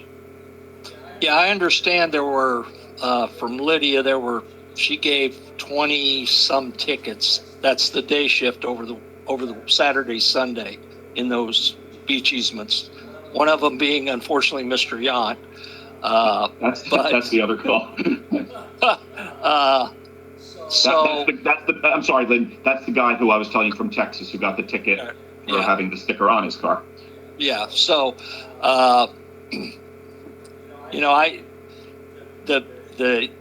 even when the gates were closed, and the biggest used access is actually 6th Street. That gets used more than 12th or 19th. 19th is the least. 12th would be next. 6th Street gets used more than anything. And maybe we've just got to start telling the deputy, hey, I want you focused on 6th Street at sunset or whatever. And, and we've told them that, but, they say, well, we got to. How many times, Lynn? How many times? Many. But, Glenn, I know you're next. Lynn, can I just read something to you from the Beach Buzz? This is Commissioner Michael Talbert from across the street here. Said Captain Mike Liner of the Pinellas County Sheriff's Office told commissioners a deputy does a patrol of the beach once a shift. Commissioners asked Liner to focus on those patrols around sunset to be most effective. We're Right. getting a little annoyed across the street, folks. And I mean, I said that was going to happen, and it's happening. And now they're talking about this, and the gates got up because, I guess, and again, this had nothing to do with any of our present administration, but we weren't doing a good job of controlling the access. I think it's way worse when I hear that many tickets. That's horrible. So, and under number 5 of the interlocal agreement that's still in effect, the way I read it, it says that we're supposed to be policing and securing and making sure that the people who are not entitled to use those access points are not using those access points. And I don't know, I'm going to turn it over to Glenn, but I heard something about an electric gate. We might have, I mean, this is going to be expensive, but again, that is a private beach access for the citizens of Bel Air Beach. If you come from Largo and drop off a van of people, you are not permitted to cross that easement. We've never enforced that, but if I'm hearing that Jody can't throw our garbage because there's a thing of beer cans, we might have to start looking at something, I'm thinking. Glenn? Well, and you know as well as I do, Mayor, that when the fence was closed, people were climbing over it. So we don't know where that. I saw that. I can attest. Yeah. Glenn? Hey, there's a lot of factors to this thing. One right off the bat is, I know the mayor and I know the city manager have a really good grasp on the legalities of the easement, where the boundaries are for public beach versus the private beach. But certainly in my mind, some of this stuff is very gray. I'm not quite sure what it is. One of the things I would recommend is maybe pitch a project back to the planning and zoning board to really fine-tooth comb this thing and come back to us with a bulletproof specification around what we own, what we have rights to, what we don't own, what we don't have rights to, as a starting basis for where do we start on this thing. I think that is also part of the problem with the enforcement issue is, I know Captain Liner's going back to his legal department, but I think it's incumbent upon us to educate our deputies as to what we do actually have control over versus what we don't have. And I think there's some gray issues in their minds, and they're not quite sure, or there's some misinformation or urban legend, whatever you want to call it, as to what those visitor rights are.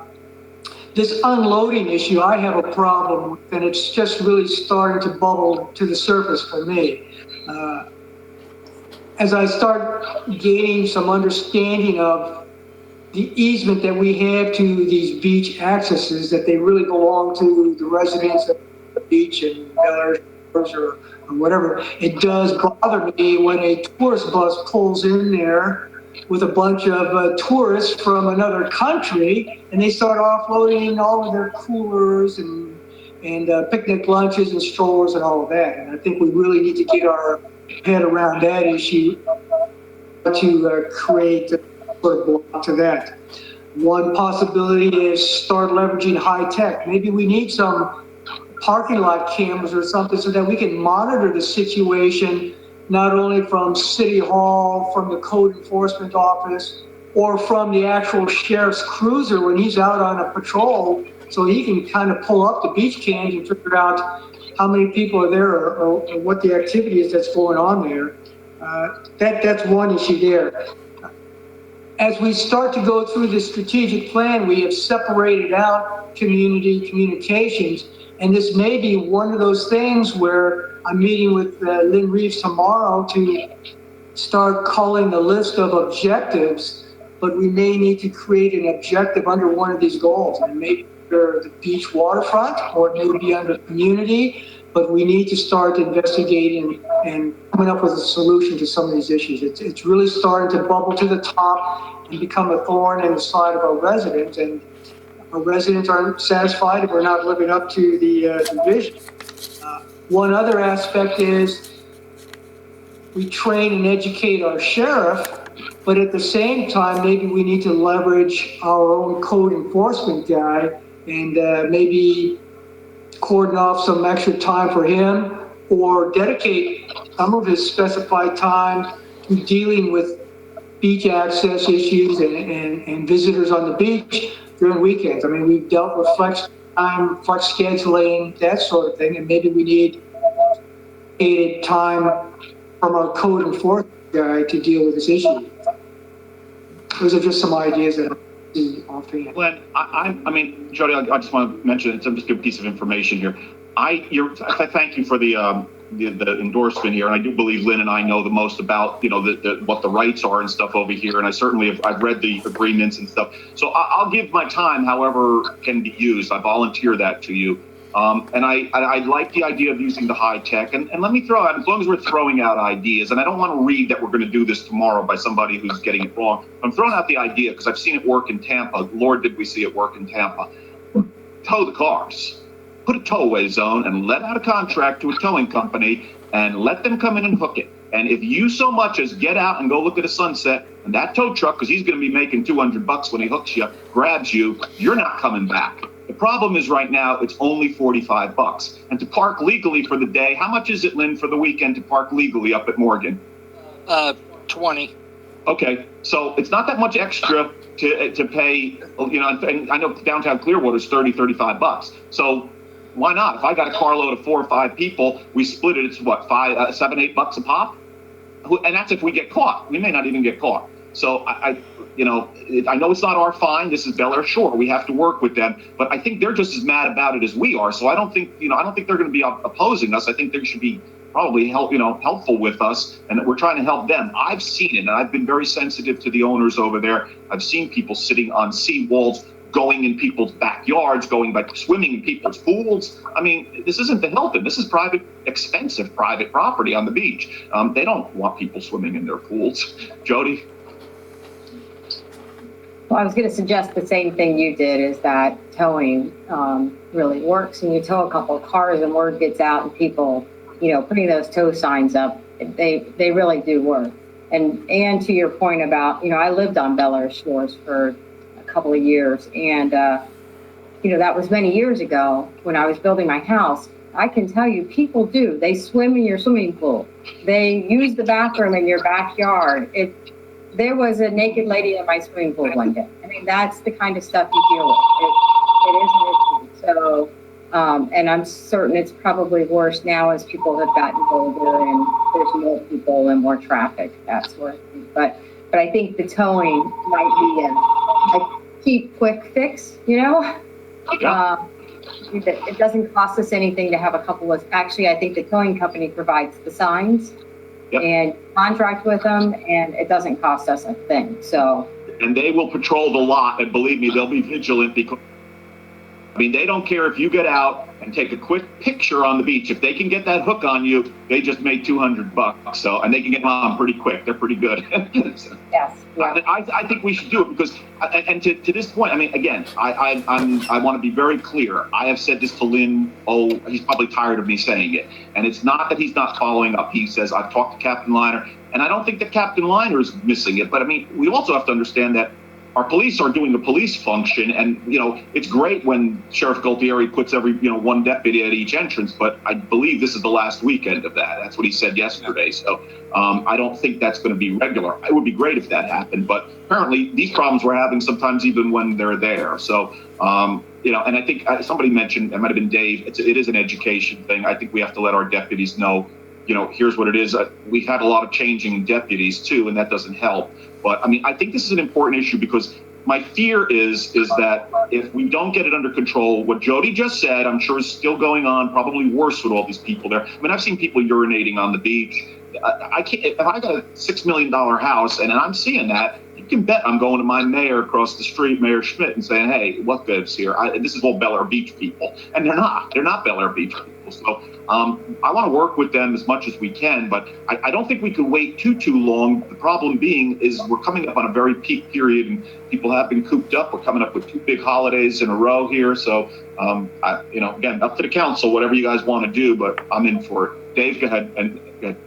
Is it possible it could be something as simple as maybe some sort of an identifier that, you know, if you're on the beach, you live in Bel Air Beach, you've got maybe an elastic wristband or something that basically says, hey, I'm with this group and I live here. Yeah, you know, and whenever the sheriff shows up, if he doesn't see a group with a band on at least one person, well, then maybe that's the person you want to go talk to, or that group's the group you'd like to speak with. I know it sounds elementary, but you know, how do you weed out who's supposed to be there and who's not supposed to be there?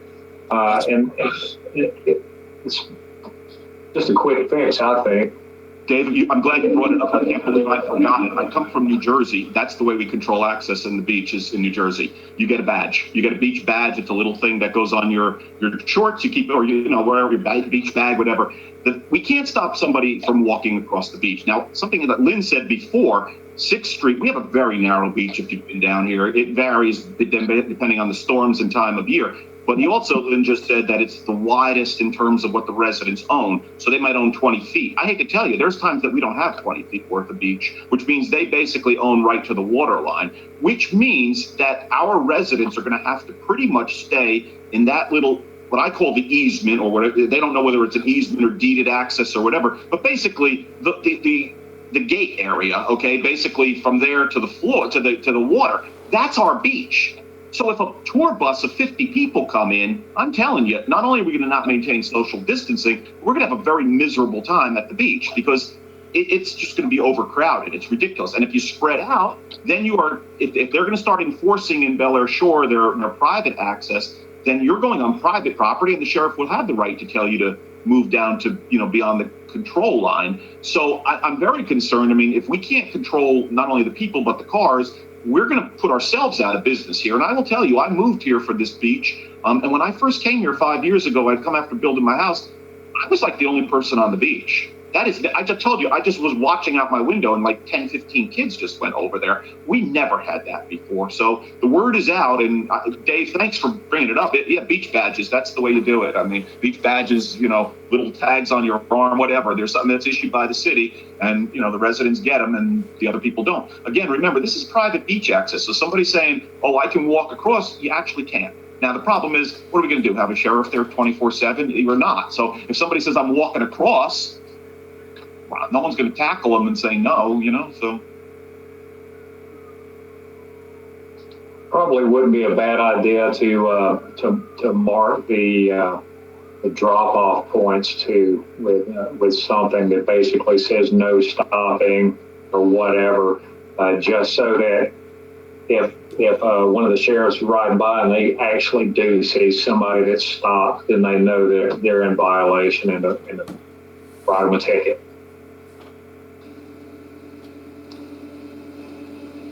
Anyone else? Glenn?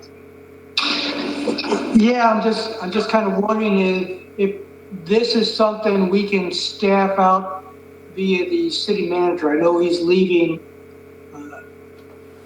for a week, but prior to your departure, would it be possible to staff that out to your community services, your code enforcement people, to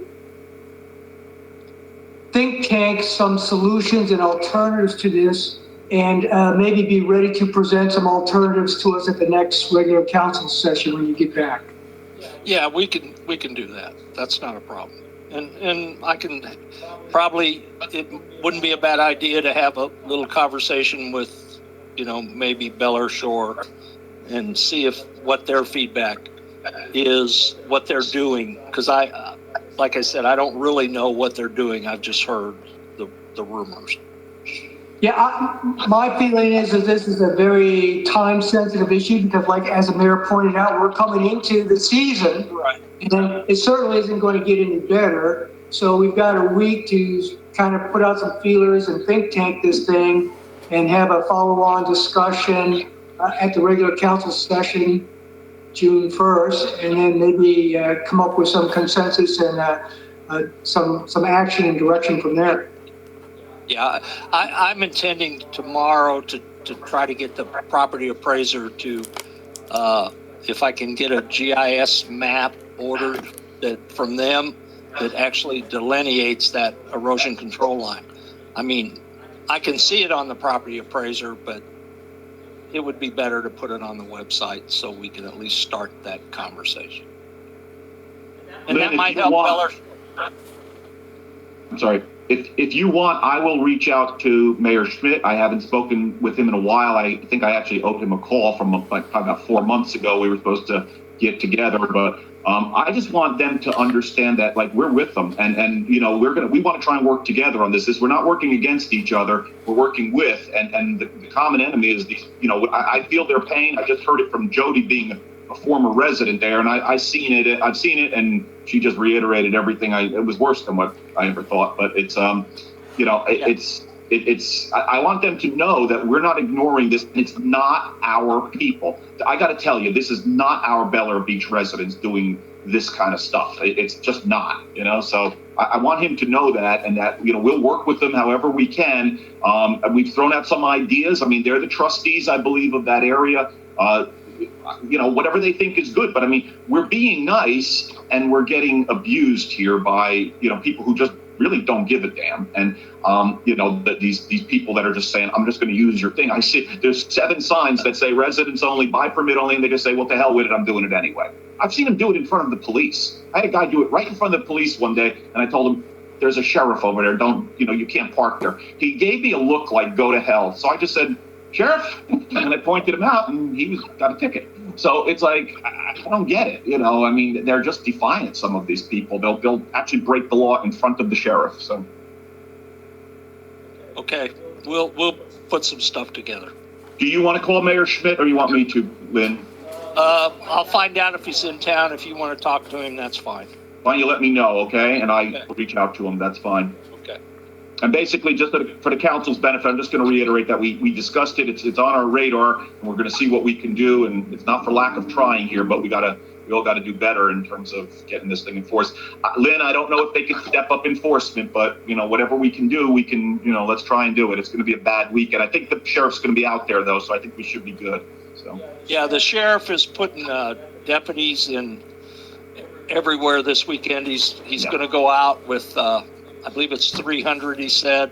And so the issue I guess I will ask Captain Liner is that deputy sitting in the parking lot going to enforce the rules? Right. Because if he's sitting there, why not enforce them? Yeah, let's get some tickets written. Even though you know we don't get the money, but that's okay. It makes up for the grief they're going through. So. Yeah. Okay. Anybody else have any comments? All right, I think this is the portion where we had general business. If anybody has anything, I'll just open it up to the floor. If anybody has any items that we haven't covered. I have some general business. Go ahead, Rita. The first 2 items, actually, I would like to address directly to City Manager Reeves. There's the sign on 9th Street that we talked about before, and I'm still hearing from a lot of people that live on that street that that sign is still there. Is there any way we can look at getting that moved? Yeah, I asked the county to move it, and they did move it once, but they need to move it further down the street, evidently, because it is past 9th Street. It's just one of the residents on 9th asked me about trying to get it moved further, and we'll get on that.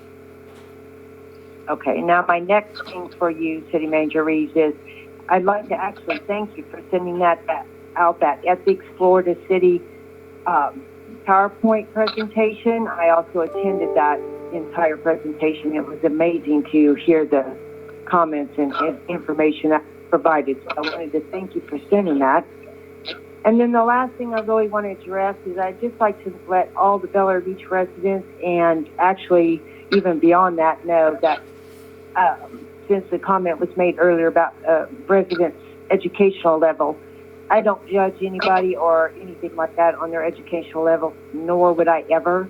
Actually, the smartest person I know, which is my husband with his high school education. So I just want to make sure all the residents know that I don't judge any of you by your educational level. And that's all the general business I have. Anyone else with general business?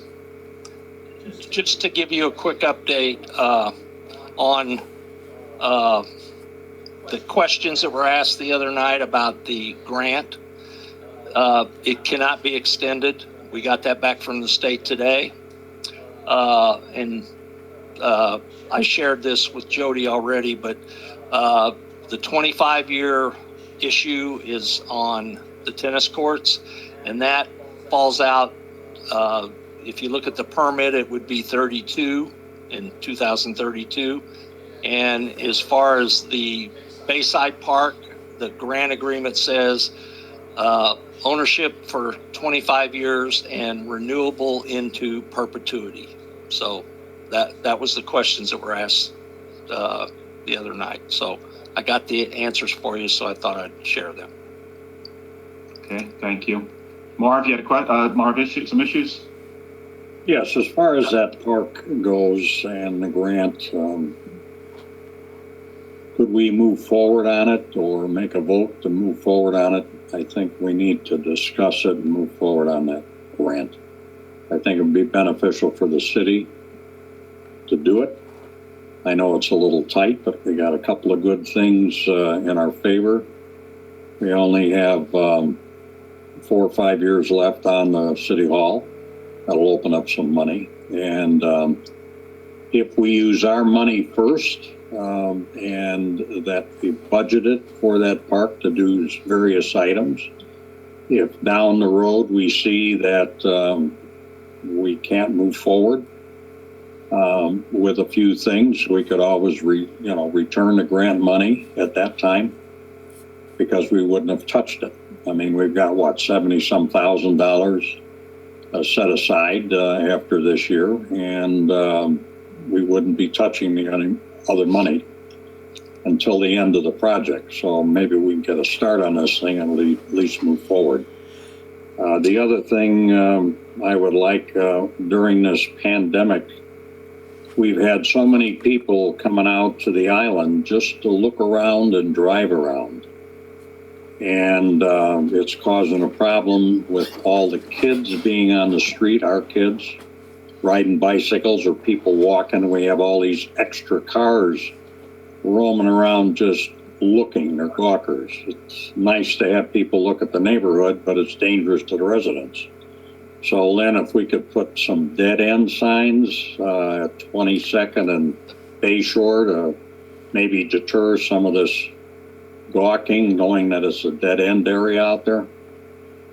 Same thing on Belle Isle, maybe on Howard as well. Just a thought. Yeah, we've got those. Marv, to your one point, the vote is scheduled. I believe we all have consensus that the vote's going to happen on the June meeting. We have no choice. It has to be made yay or nay, and if it's tabled, then it's a nay, because unless we call a special council meeting, we're not going to be. Lynn, did you get the exact deadline? It's June, I know, but do we know exactly when in June? I didn't get the exact deadline, but basically we have to start some work on it, because our last report said nothing has happened. And there's some documents we need to fill out, and we've got till, I believe it's like the middle of July to finish them.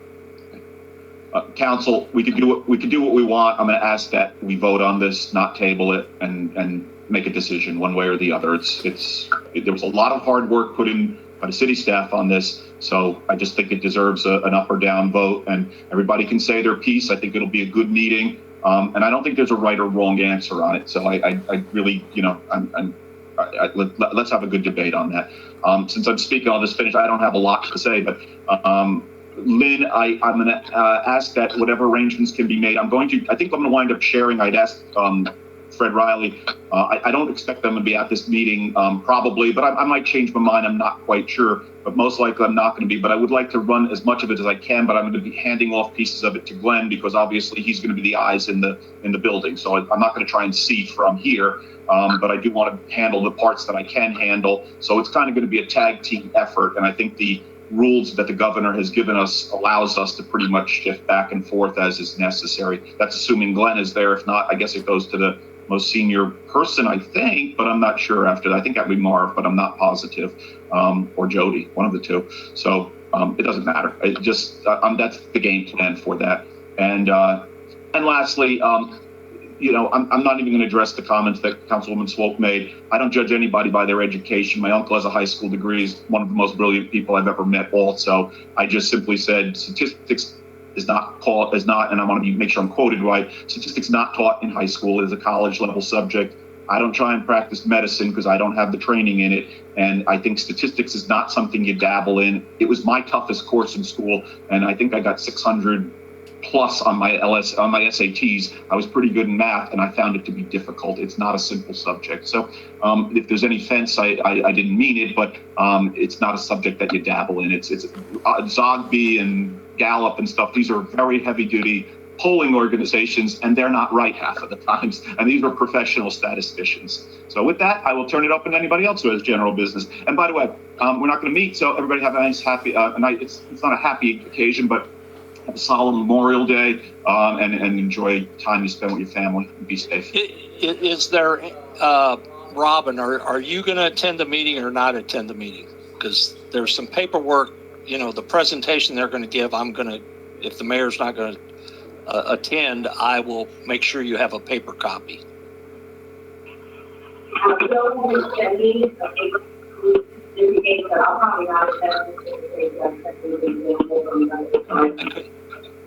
Robin, you're on a big echo. I didn't hear you. Robin? Yeah, I didn't hear her either. I would plan on her not attending. There you go, much better. Can you hear me now? Yes, very good. Okay, sorry. No, go ahead and count me as not attending. I'm going to set a good example from the medical standpoint and not go. But in case I change my mind, I'll have the paper copy with me. Okay, so. Thank you.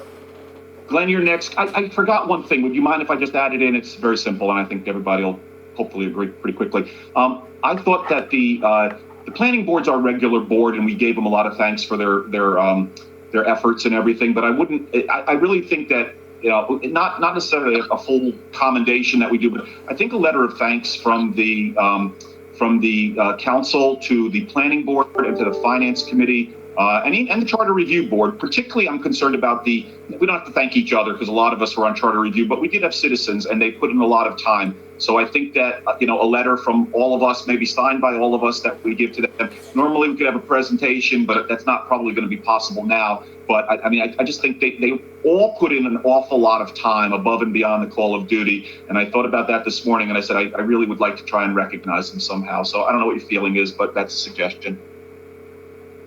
That's a good idea. I agree with you. I see a thumbs up from Glenn, from Marv, from Jody. Everybody good with that?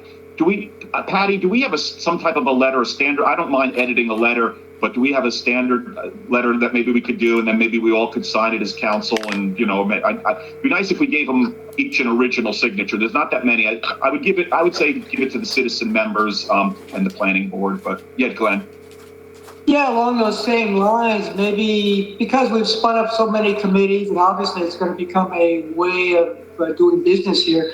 Maybe we need to come up with a nice certificate or something from the city to committee participants, just acknowledging, hey, thanks for stepping up. You've been a valuable resource. Thanks for, we really appreciate your volunteerism and engagement in the city. I can help design something, but that's just taking it one step further besides just a letter on the city logo. Certificate's great. Certificate's even better. Because a letter is just a letter. It goes in a file. Certificate goes on the wall. I like that better. Yeah, we can either do the letter or the certificate. So certificate? Everybody? Certificate? I'm giving a thumbs up. Everybody go. All right. Lynn or Patty, if Glenn will edit it, or I'll be more than happy to edit it also. But let's just give one to, and everyone who was involved. Let's just everybody, council or not, everybody put extra time in on that.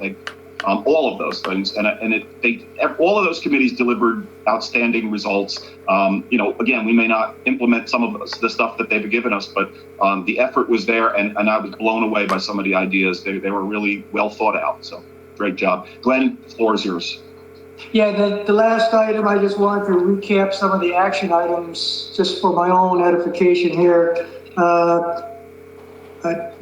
Add a item to the draft for the ad hoc committee for communications that at their first status report in July that they will address and recommend some quick hitters to the communications gaps. Second item. Glenn, hang on. Pause after each one and let's just make sure everybody agrees with you, okay? Everybody agree with that? I hear no one disagreeing. That's yes, Glenn. Okay. Second item, we discussed the city website disclaimers, and 2 items there. I'd just like to know when we think that'll be completed. And the second item is I would like to add to that disclaimer. Obviously, there's a lot of concern because these boards and committees are making recommendations in their reports, and just a paragraph or 2 saying, hey, the council is accepting these reports and recommendations, but obviously no action is being taken on them at this time, and future action is to be earned or discussed with suitable resident input, something along those lines. And we're not bound by the recommendations of the report, and there's no actionable items at this time. The third. Glenn, hang on. Let's get confirmation of that. The only thing I would say is just what you were just on the last thing you're saying. It we just noticed all citizens. Everybody will be aware of anything that we were going to do. So notice to the citizens, an opportunity for citizen input on anything. So we're not moving on any of those. Well, we might move on the rental fee or something like that. I don't see us moving on most of the other stuff, but I don't know. Maybe one of you want to. So, but are we all good with what Glenn just said, Jody? I would maybe just add that I think you said something like we wouldn't move on any of them without citizens' input. I think to say that they would not be moved on without going to council vote is more appropriate. Citizens can participate at the council vote, that sort of thing. But I think, make sure we're putting a path on how it's actually going to move forward, not waiting for citizens' input. So necessary. It's kind of all the safeguards of protocol, citizens' comments, and which is our normal procedure, but I understand that there's people, we come to these meetings and we used to come to them even when we weren't on council, but not everybody knows the protocol, and they think that, the mayor could start putting in casinos on, Gulf Boulevard, and we can't, so. Right. Okay, Glenn, number 3. And so we got a consensus, right? Everybody's good with that? Yep. And the last item was just a confirmation that the city manager is going to staff out for recommendations on some of these quick hitter beach issues for the June 1st council session. Yeah, I'll add a 4th. Well, let's make sure we're all good with that, right? Nobody's saying no, so we're good with that. Could you say that one more time, Glenn? I didn't quite understand that. Yeah, it's just that I had asked that prior to his departure, the city manager staff out to his community services people, his code enforcement people, to the city clerk, to his staff, think tank some solutions to these beach issues we just discussed tonight. I mean, we came up with a couple brainstorm things like the towing and stuff like that. What else is out there? Let's so that when he comes back and he attends the June 1st regular council session, he has a laundry list of recommendations for us to consider. But before that, Lynn, you're going, and I'll just add to that, you were going to check with Mayor Schmidt, see if he's available. We'll set up a time when I can call with him and basically just convey what we discussed tonight, because I don't want him getting it secondhand. I want him to hear what we did here, our concerns and our sympathy that, we're with them on this and we want to work with them on this. I heard what their council members said. Jody said it. I've said it. You've said it. We want to try and work together, throw out some of these ideas like towing and electronic cards and beach tags and things like that to let them know that we are thinking about this and see what ideas they have. Clearly, we can't keep doing it. Glenn? Just item last is it's not part of the normal protocol for a work session with respect to citizen comments, but because we can't see who else is on the line here, and this new normal, you have typically been very gracious in allowing people to speak, and I was just wondering if there's anybody out there who might have some comments on some of the discussions. I see some callers. They don't tell me who they are. I do see Cheryl here, and I see 4 callers, but 2 of them are council members. So Glenn, my mistake. And if that happens, we should open it up each time. But I'm going to open it up on anything that we discussed tonight. So if anybody wishes to speak, and if there's anybody, I don't know if there's anybody in City Hall, but if they wish to speak, just approach Patty and she will get you on a telephone. But if there's anybody who wishes to speak, you can speak up. And we only have one person at a time, so I'll open it up to the citizens, and then we'll come back to our council if there's anybody else. Citizens? This is Jane Zabel. Thank you very much for putting out the telecom number for this. Thanks for attending. Anyone else? Any citizens? Patty, anybody in City Hall? And Lynn just got up to go check.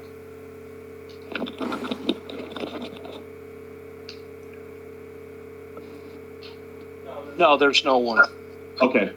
June? June Van Squad, 7th Street, Vella Beach.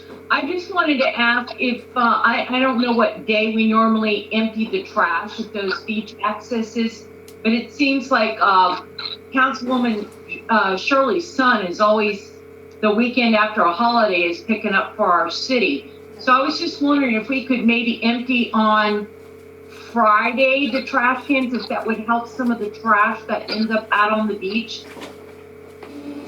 We do empty them on Friday. We go through the whole thing. This weekend, we're going to empty them Friday morning. We're going to check them Friday afternoon, and then there's going to be someone come in for Sunday morning and Monday morning to make sure the trash is gone. Thank you. Because I did it last Sunday myself. We can't see you, Lynn. Put a light on. I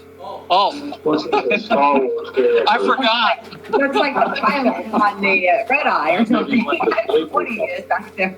He's trying to save us money. I forget to turn my light on sometimes. That's much better. Technology here. Okay. June, you got anything else? I just wanted to say thank you. Thank you. Okay. Any other citizens? No other citizens? Any other council members? No other council members. Lynn, one other topic, this happened last year, I just keep thinking of these things. I think the sheriff is the one who raises our flag and lowers our flag for us, is that right? Yeah, if it's on the weekend,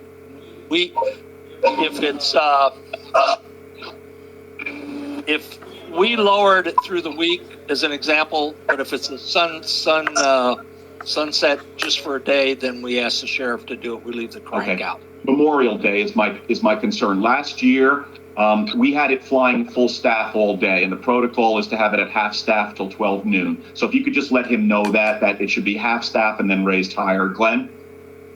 Oh, why don't we just put a spotlight on it and leave it up all the time? That's perfect. No, that's okay. But Memorial Day, Memorial Day is about honoring the fallen soldiers and the so we have to lower.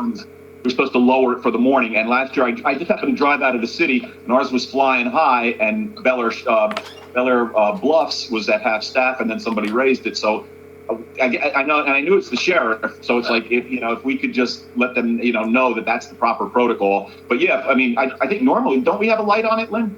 Yes, there's a light on it. Yeah, we're fine. Just Memorial Day. If there's a light on it at night, there's no requirement to take the flag down. We're not taking the flag down. It's just. No, I understand that. You're talking about raising and lowering the flag. You just said the deputy raises and lowers the flag every day? No. If as an example,